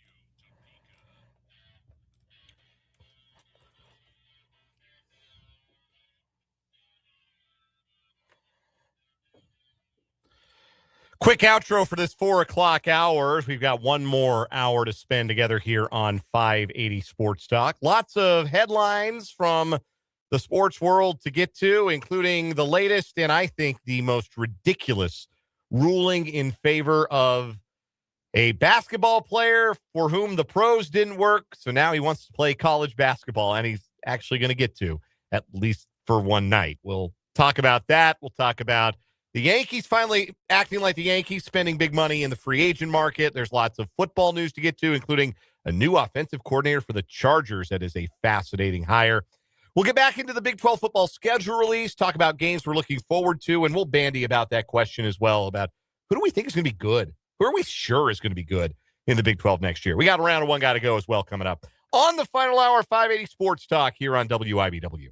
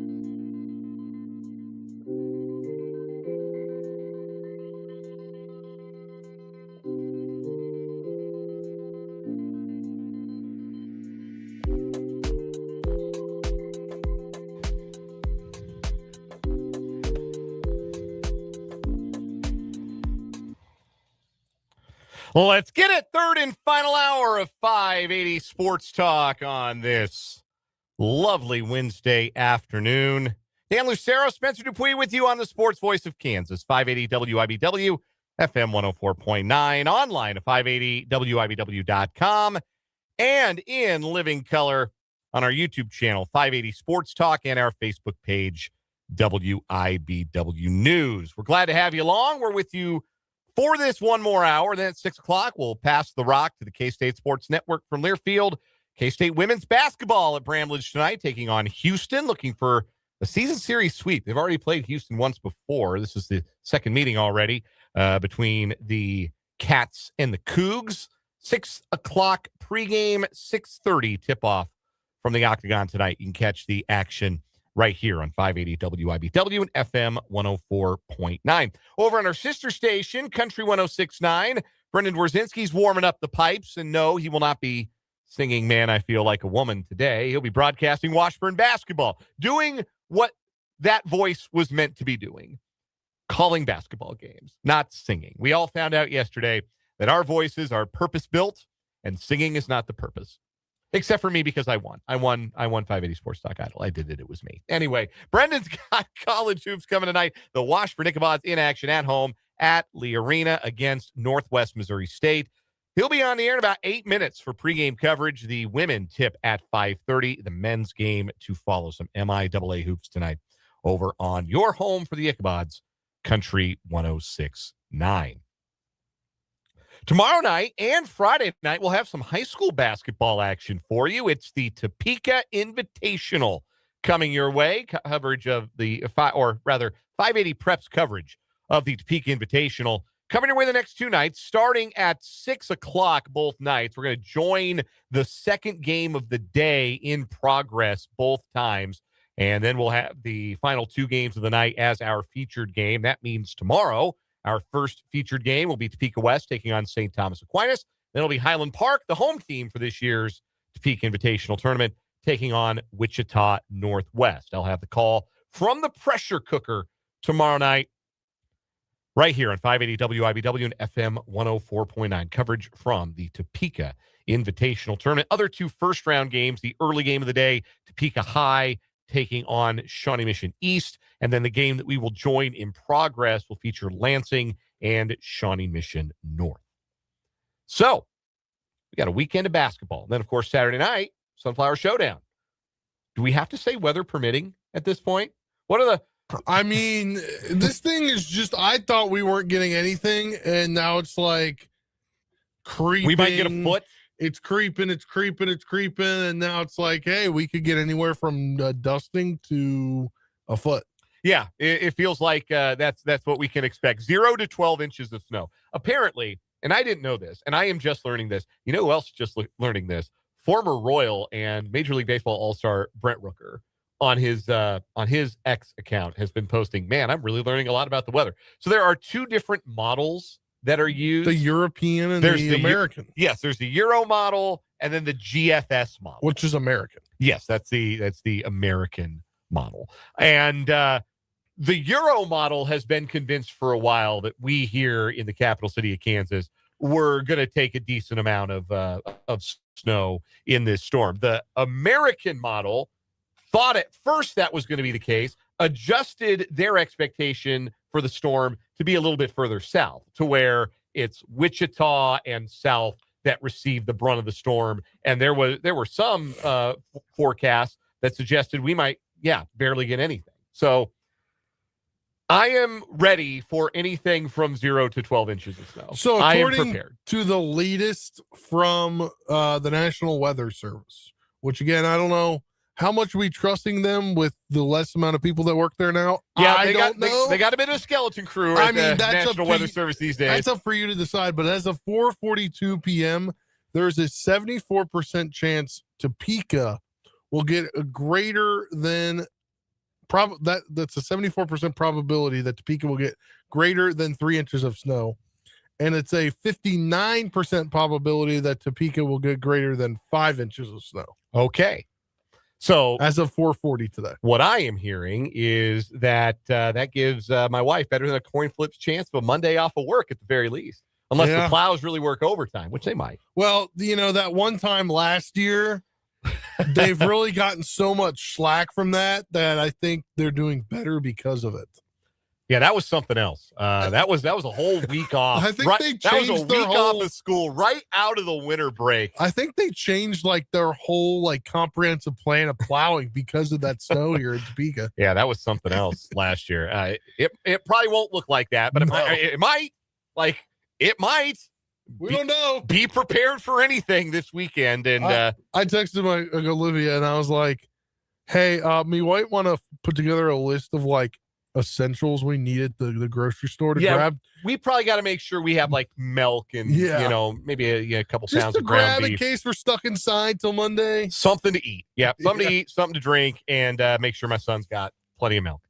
So, be prepared for that. But we'll see what happens tomorrow. What does this say tomorrow at 4:40? Yeah, exactly. But if they play the showdown as scheduled, it'll be 7 o'clock tip, so 6 o'clock pregame here on 580 WIBW and FM 104.9.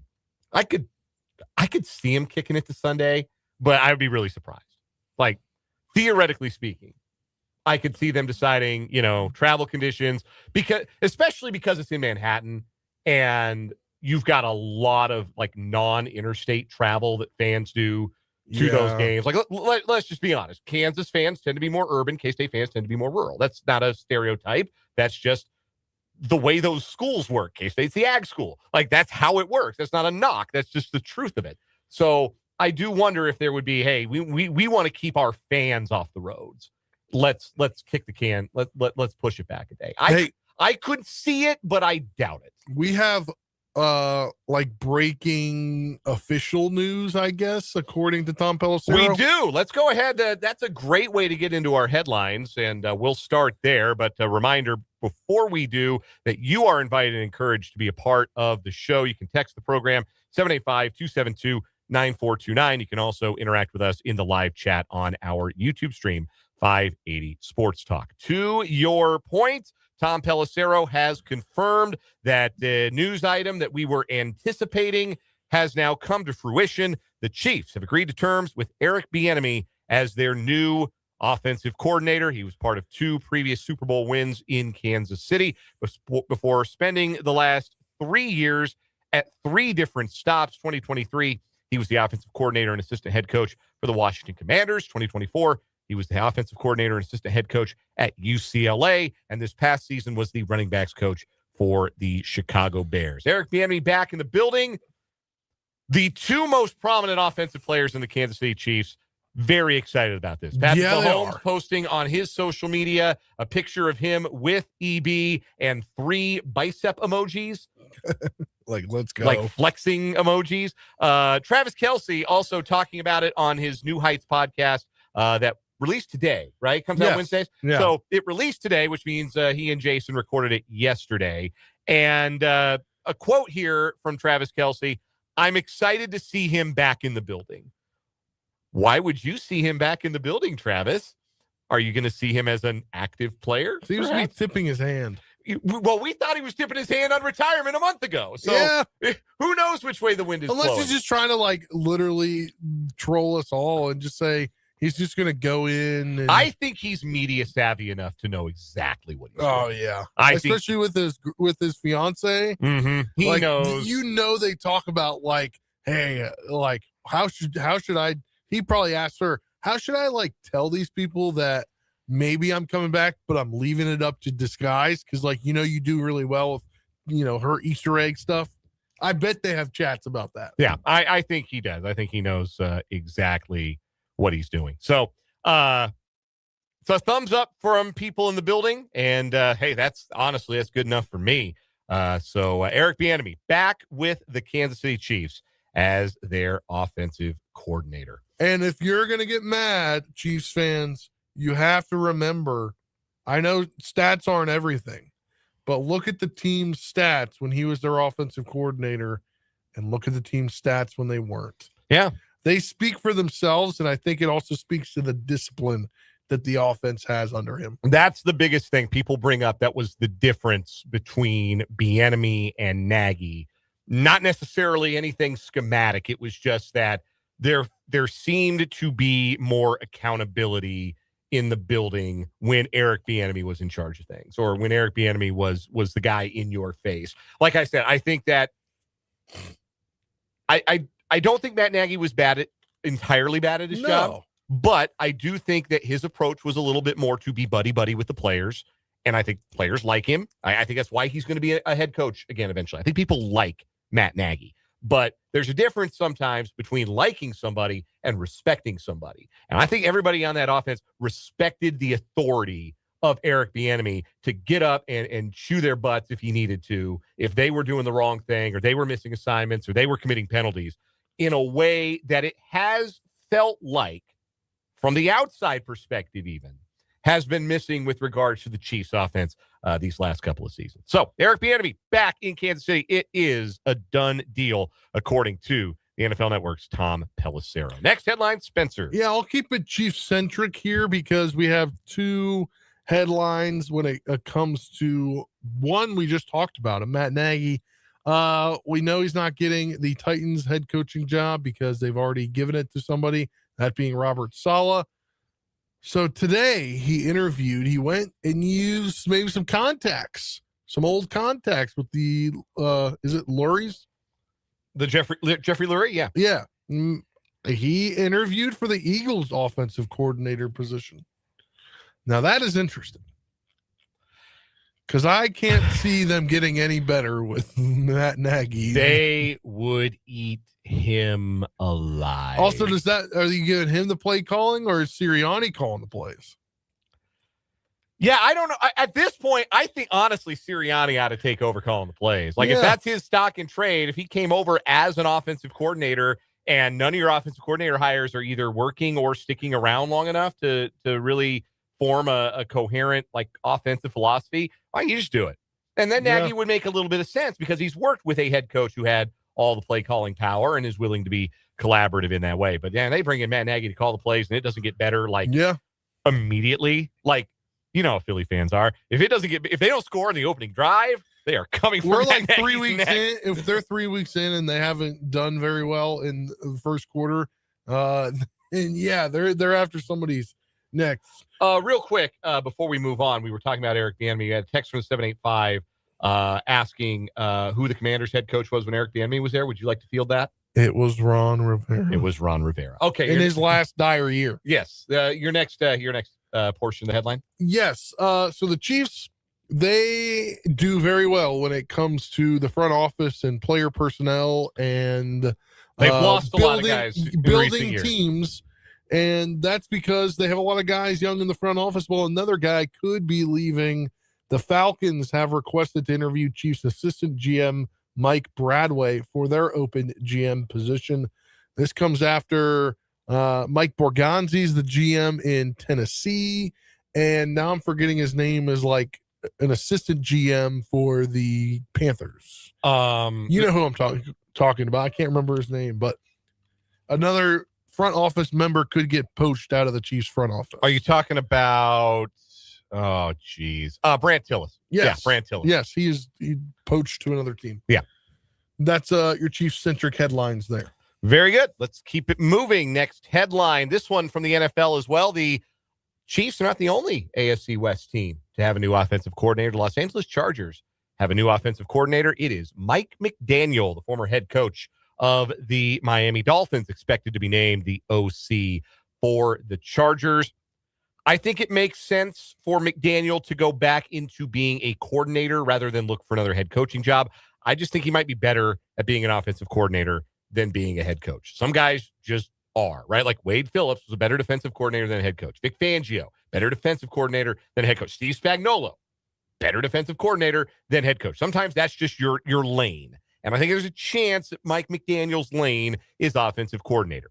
He's the new OC of the Chargers. I find this to be fascinating for two reasons. And this is, I believe, official now. Okay. In the last couple hours, because it was him waiting for potential head coaching gigs. But I believe I saw the insiders reporting it in the last 2 hours. So this fascinates me for two reasons. Number one, what Mike McDaniel did best as the head coach and the play caller in Miami, scheme the run game. They did a lot of really creative stuff and really effective stuff when it came to the running game. What do Jim Harbaugh's teams want to do first, second, and third? They want to be a running team. They want to be a physical team. They want to run the ball. So somebody like Mike McDaniel is ideologically aligned with Jim Harbaugh in a way that I think could be really fascinating. I don't know how much I love the Chargers running back room. I think their offensive line will obviously get better when they get their two starting tackles back next year. I wonder if they go to the bit more RPO-centric passing offense that McDaniel favored with the Dolphins, or if that was just something McDaniel did because he was trying to hide Tua's deficiencies, and he'll be a little bit more free with Justin Herbert, who will be he's a much better quarterback. However you feel about Herbert, he's better than Tua.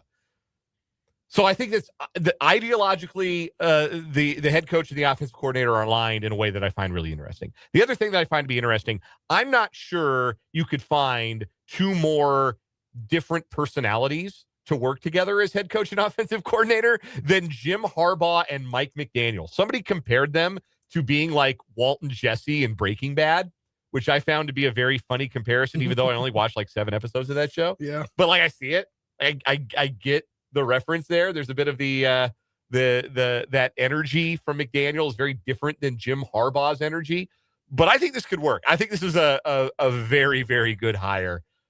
I regret to say, for the Los Angeles Chargers. I think I saw old friend of the Chiefs, Tyreek Hill, on the old Twitter X machine saying he'd like a reunion with McDaniel. I don't know. Like, obviously, he's coming off of a major injury. I don't know how much he has left in the tank. Yeah, but I mean, I would think that because he's still under contract, I think they're probably gonna. I think the Dolphins are probably gonna. They have to because they need the money.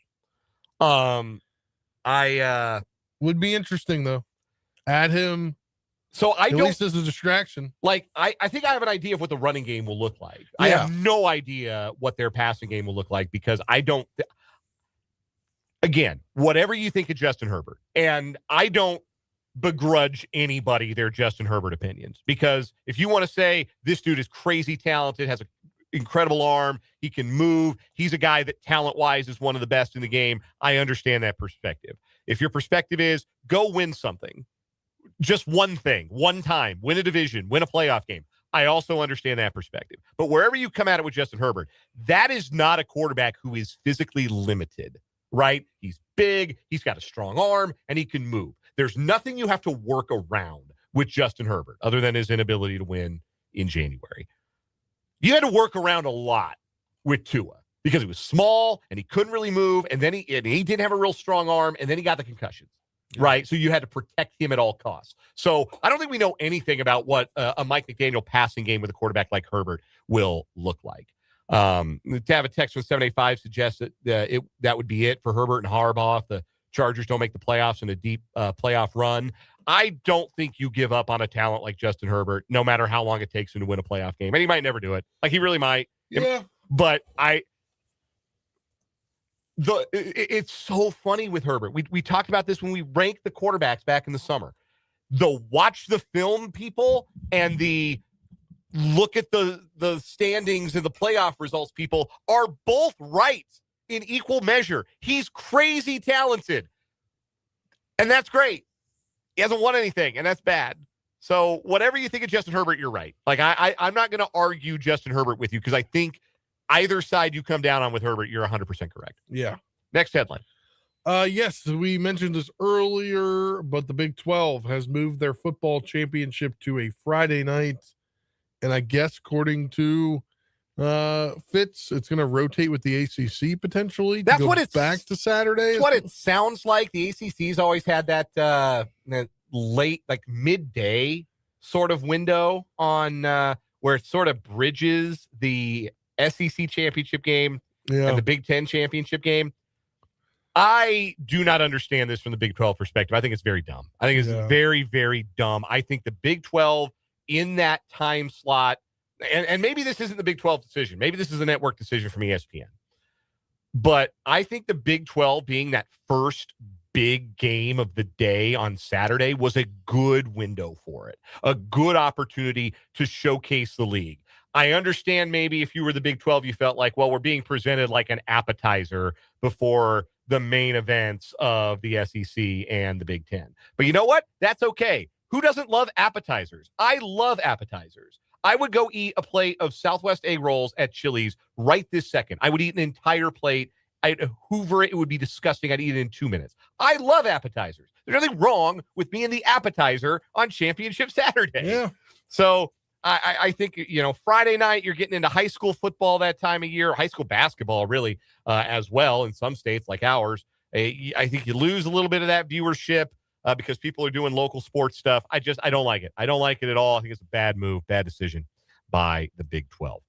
Here's another decision I don't agree with. Former Alabama standout Charles Bediako has been granted a temporary restraining order to be allowed to return to college basketball and play for the Crimson Tide immediately. Bediako was a really good player for 2 years at Alabama. 2022 and 2023, he helped the Crimson Tide to the NCAA tournament. At that point, he decided, I'm done with college. I'm going to the NBA draft. He went undrafted. He signed a 2-way contract with the San Antonio Spurs that year. He spent the last 3 years playing in the G League. He is currently in the G League, averaging 4.5 points per game. So now he decides, hey, I'm seeing G League guys sign to go play in college. I want to get back in the college game. NCAA President Charlie Baker has reiterated that Bediako and other players who have signed NBA contracts would not be granted eligibility to play college basketball. The TRO, the restraining order, permits Bediako to play while his appeal is being held. The judge in the Tuscaloosa Circuit Court has ruled that Bediako is immediately eligible to participate in all team activities with the Crimson Tide. In his initial complaint, Bediako cited the eligibility of Baylor center James Nagy, who was the 31st pick in the 2023 NBA draft, cleared to play at Baylor in December, despite having played in the NBA Summer League and multiple years with FC Barcelona in the European leagues. Bediako's initial complaint stated that the NCAA has been biased towards international players with professional experience who had recently been cleared to play. And I understand that. Like, what's the difference between signing a pro contract in Spain or Italy or wherever and signing a pro contract at the highest level of the league, the highest league in the United States? I think that I understand that. At the same time, Bud, you gave pro basketball a swing after 2 years of college hoops, and you chased it for 3 years. Yeah. And now you're realizing that you're like, he realizes it because there's money involved. you're not good at it. You're not good enough at it and now you're trying to put off having to go pro in something other than sports. I will say this. If this were like legitimate, and maybe it is, I don't know Bediako's real motivations. We can only imagine. But I do think there's something to the idea of like, all right, I like, we've seen former professional baseball players who wash out and then they come back and they play football in college. Brandon Whedon, Chris Weinke won a Heisman Trophy at age 28. We've seen that before. It was a kid who was playing Austin Aune at North Texas. I think it was like 31. Yeah. And playing college football because he still had his eligibility after pursuing a pro career. But that was in a different sport. This is in basketball. I don't like it. I don't think this makes a lot of sense. There's a real chance that he's eligible to play Tennessee on Saturday as a member of the Crimson Tide, and then his appeal gets denied. That's a real chance that happens. Bediako, for the record, was more known for his defensive prowess as a college player. He averaged only 6.5 points a game in his 2 seasons with the Crimson Tide. And he thought he was going to get drafted. Yeah, man. I don't know about that one. One last quick hitter headline before we wrap up our 580 Sports Talk headlines here. A little bit of hot stove for you. Cody Bellinger returning to the Bronx as the Yankees make a big free agent splash. They signed Bellinger for 5 years, $162.5 million. The deal includes opt-outs after the second and third seasons, a $20 million signing bonus, and a full no-trade clause. Bellinger returns to the Bronx after batting .272 with 29 home runs and an .813 OPS in his first year with the Yankees last season, and also was one of the top defenders in the sport in left field. The former MVP sticking around in pinstripes for, well, with the opt-outs, you never know, but 5 years. That'll do it for 580 Sports Talk headlines. We'll take a timeout. We'll come back, and we will talk a little more about the Big 12 football schedule for 2026, revealed earlier today here on 580 Sports Talk.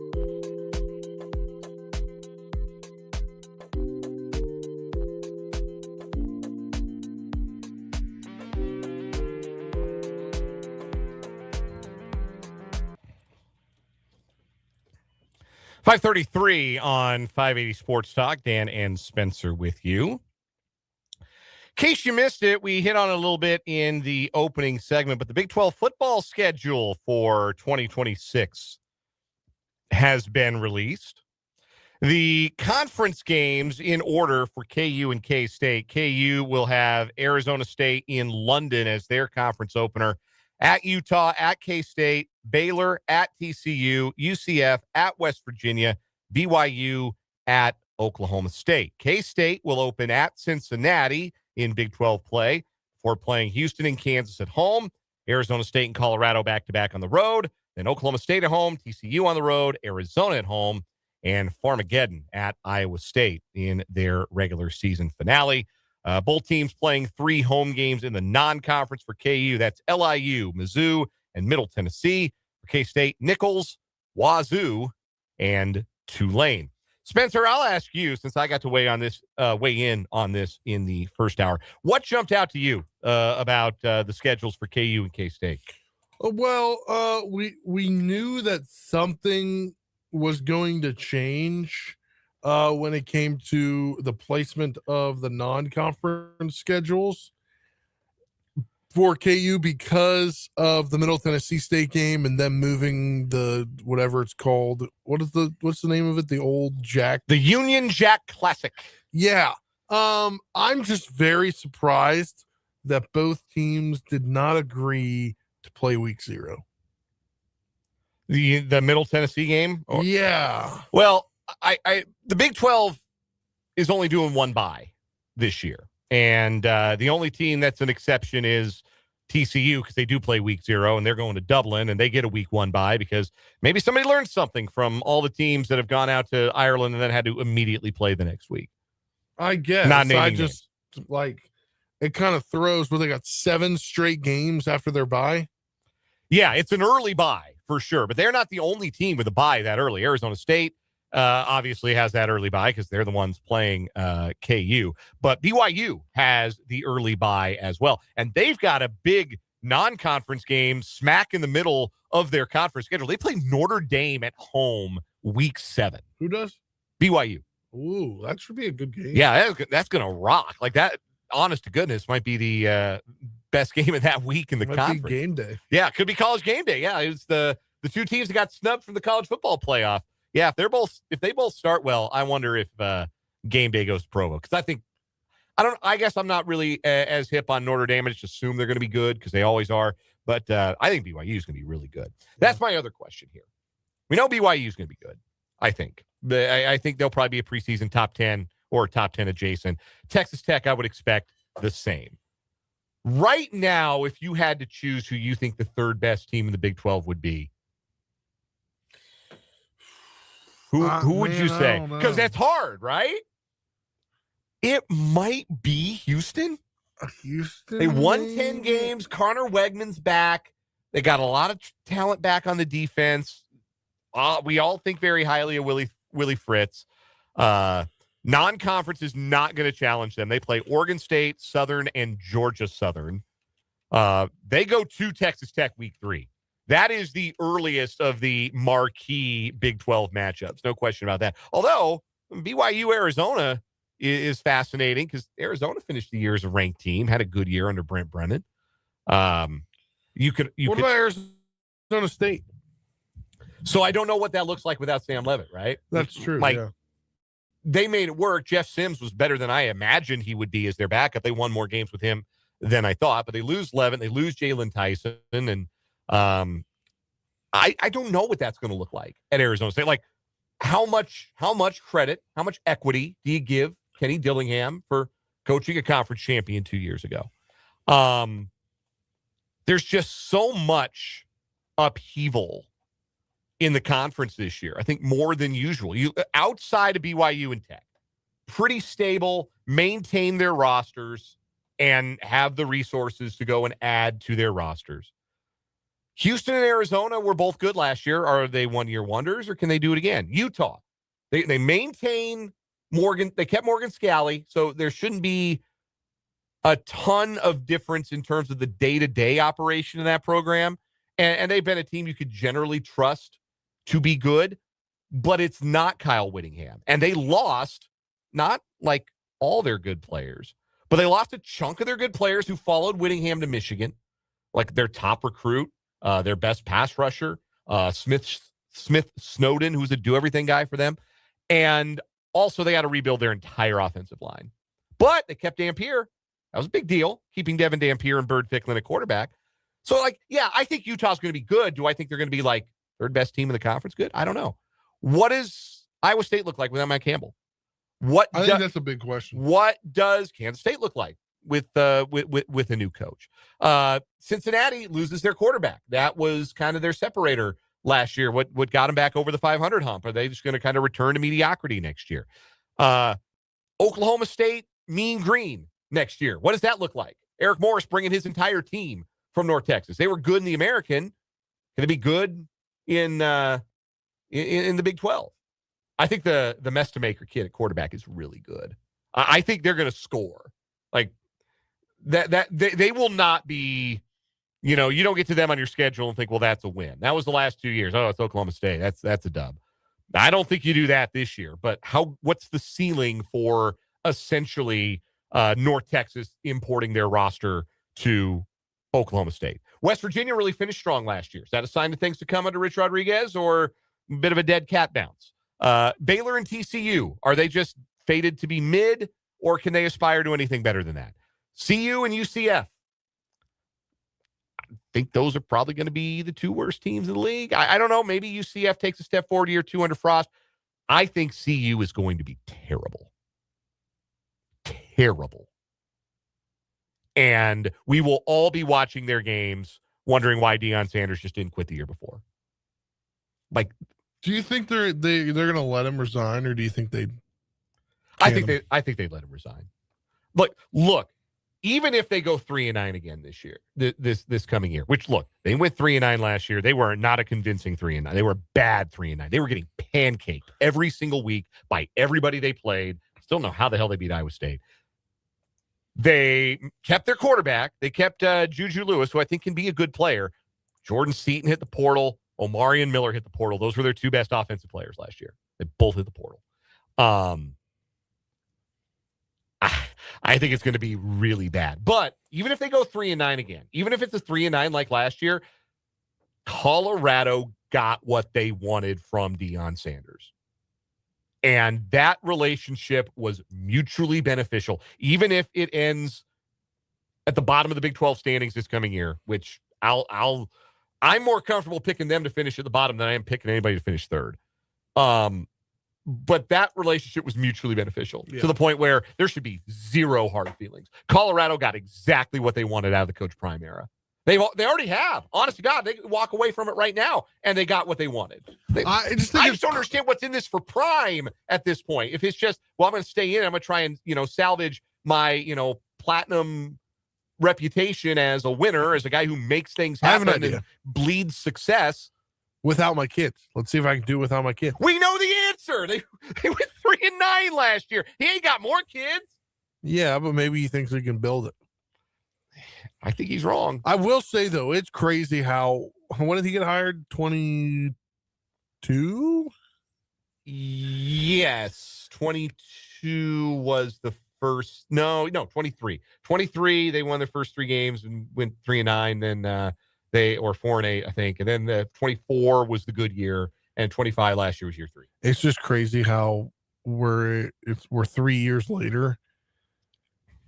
The hype train was so high.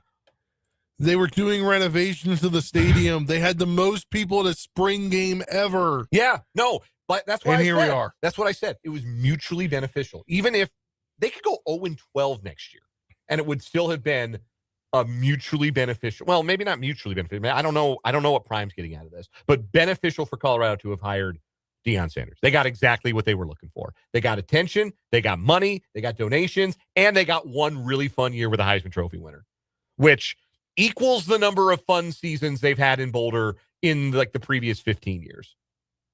I think Colorado got exactly what they were looking for there. But yeah, I think it's really interesting to think like who is going to be good next year in the Big 12. You feel good about Tech and BYU. Utah's done it often enough that maybe you feel good about them. You like Willie Fritz. Maybe you're backing Houston, but feels wide open next year in the Big 12. Speaking of the Big 12 and football, that's what one of the one gotta goes we're going to do in the next segment is about. That's coming up as we continue on 580 Sports Talk.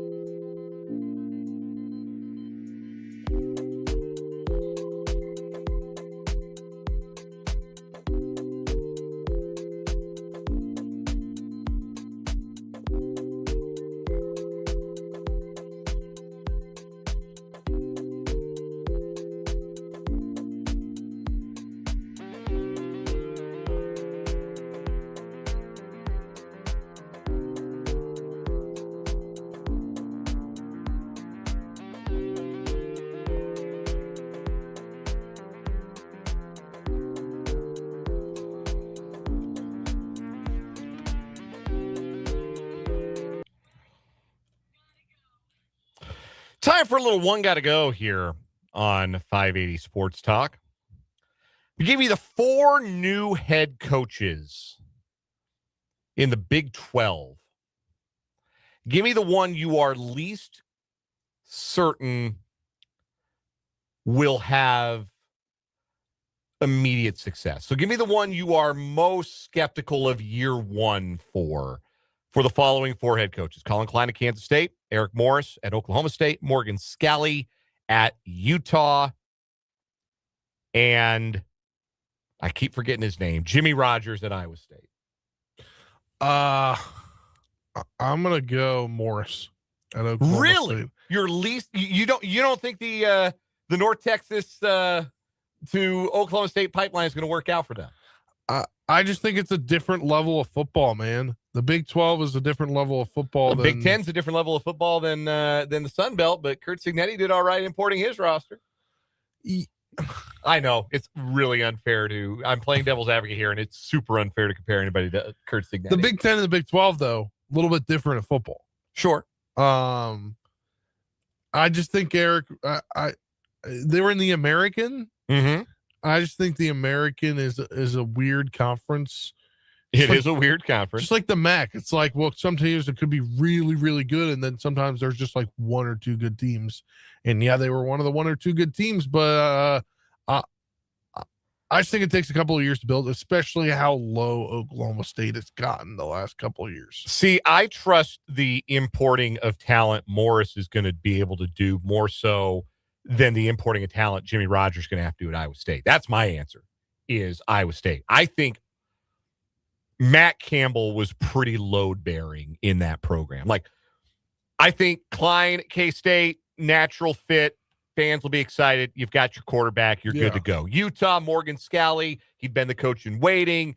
The culture's not going to change. You got your quarterback. Eric Morris, you got your quarterback, Drew Mestamaker, and a roster you're familiar with. So your culture is set. I don't know what Jimmy Rogers is bringing to Iowa State. I have no idea I agree. what that's going to look like. In a way, I feel a little more confident. I know what it can look like for Kansas State, Oklahoma State, and Utah. So if there's one horse there that I am less certain will be immediately successful, it's Jimmy Rogers. Flip side, which coach do you think has the most year one success? Oh, I don't know. I think it's not really a one got to go, but it's just a question on top of a question. I don't know. I want to say Kansas State, and that would be a homer pick, but I think it's them or Utah. Utah's got some roster holes they got to patch. They got to, they've developed offensive linemen, but they got to do it again because they're losing about their whole offensive line and their entire pass rush. Like, that's a big deal in a league that was kind of dominated by Texas Tech's front this last year. Utah had a really good front too, and now they won't, or at least not right away. But Utah, I think, has a bit more high-end talent, though. I'll tell you, Kansas State's schedule sets up really nice for them. It really does. If they start 5-1, no telling what they might be capable of in their final 6 games. Yeah. So, especially at home, that they have those home games to start the season. Like, they lucked out with non-con play where they're all at home next year. I think that helps in year one of a coaching staff. I think it does too. Because you get the only thing is, like, your first road game's a rude awakening because you're changing everything up that many weeks into the season. But I think the cohesion could be helped because they're going to be in Manhattan. They're not leaving and getting on a jet. Yeah, they don't have to go to Ireland or anywhere else for those first few weeks. I got a quick one. Got to go. Give it to me. There are 6 head coaching openings as we speak, I believe. Bills, Ravens, Cardinals, Browns, Raiders, Steelers. Okay. Which team would you not want to coach for if Browns. You were an NFL head coach with a vacancy? Browns. I'm saying the Bills after today. Okay. I've been turned off just because there's so much, and there's receipts all over X, and they're bad receipts, man. He is speaking out of his behind this morning. In case you all missed it, there was a press conference held today in Buffalo. Bills owner Terry Pegula and president of football Brandon Beane. I think he's just the president of football operations. He's in charge of everything. He got promoted from GM. It was an embarrassment. And Terry Pegula both said He fired Sean McDermott because they lost the Bronco game. Because he went to the locker room, he saw Josh Allen crying, and then decided they needed to make a change, basically. He fired him because he lost the playoff game. And then in the same breath says, well, it's not Super Bowl or bust for the next guy we hire. What? What? I'm sorry, but if your coach says that, I wouldn't want to be a head coach there. Or if your owner says that, I wouldn't want to be involved in that. Insanity. Yeah, Pegula kept interrupting Brandon Beane at one point to say that actually it wasn't Brandon Beane's idea to draft Keon Coleman. That was the coaching staff's fault because Keon Coleman has not been good in 2 seasons. And he was benched, inactive player for no reason. Exactly. Well, no, it wasn't for no reason. Well, I mean, no, but I'm saying like he wasn't injured. He was an inactive player on game day for non-injury related coach's decision. So, but then there's stuff all over Twitter. Yeah, Pegula essentially walks over Brandon Beane to say that was not Beane's pick, that was the coaching staff's pick, and Beane had to be a team player there. When yes, there is video, behind the scenes stuff with Brandon Beane praising Keon Coleman to the moon. Yeah, like excited about the possibility of drafting him. So it's just not true. And Beane later on said, "No, that was my pick." Like total farce. That is the thing to me is your GM, your whatever is so in with the owner. Like it's going to be, it's like it was with Sean McDermott. It was Sean McDermott or it was the GM, and clearly it was Sean McDermott that had to go. But remember, it's not Super Bowl or bust, except if you lose to the Broncos and Josh Allen cries, in which case you will be fired for losing a playoff. This comes also after you successfely won a road playoff game in which you hadn't done dating back like 1992 years, 30 years. They've been over since 92 in road playoff games. Yeah, that's really bad, but at least you get to coach Josh Allen, and you do have those expectations. Yeah, with this Josh Allen one out now. The Browns are the clown show. Like the Raiders are typically a clown show as well, but at least you get the number 1 pick in Max Crosby and Brock Bowers. With the Browns, I mean, you get Myles Garrett, but you don't get the number 1 pick, and you have to work for a literal criminal as your owner. Yeah. And Deshaun Watson's still around. That's no thing. The nasty. Hard pass. We'll take a break. We'll come back with a final word. Wrap up this edition of 580 Sports Talk.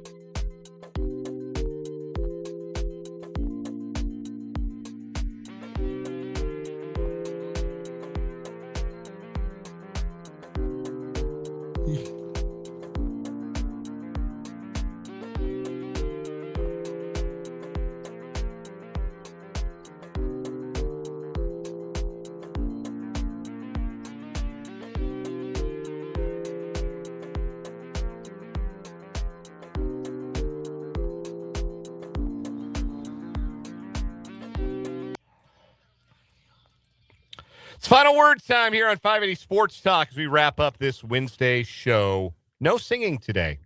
Sorry, or you're welcome, whichever you prefer. Spencer Dupuis, what do you got? Yeah, that was the thing that happened on the show the other day. Yesterday? Yes, it's still on there if you want to look. I don't know. Wasn't great for me. Besides the point, my final word this evening is I might be in the minority. I'm happy Eric Bieniemy's back because I think that when you match him up with who Andy Reid is as the play caller, you get the motivator in EB. You get the guy that has, he's a running back. What have they not had the last couple of years? A real running back coach? Real running backs coach, but like had that guy in the room, right? Like, I think the motivator that EB is, I think it's going to help them tremendously. I hope he brings some ideas from Ben Johnson, though. I hope he kind of tries to intertwine some of those offensive ideas. Final word for me. I'll finish where I started on the show today. I do not think last year's Kansas team would have won last night's game at Colorado. And that's a lot about the way Colorado played. They were stubborn. They stayed in the game. They were presenting some matchup problems to Kansas. They never went away last night, but this Kansas team, I have said before and will say again, I think is one of the more mentally tough teams that Bill Self has had in recent memory. And they call to mind in some ways the title team in 2022, just with the mental toughness across the board, particularly exhibited by guys like Melvin Council, who will go and just win you a basketball game by sheer force of will. And then you have Darryn Peterson, who will win you a basketball game by sheer force of talent. It's a pretty good combination to have when you're mentally tough and you have a player like DP who finished last night's game by the way. That'll do it for us. K-State women's basketball is next. We're back tomorrow from 3 until 6. For Spencer, I'm Dan. This is 580 Sports Talk. Good night.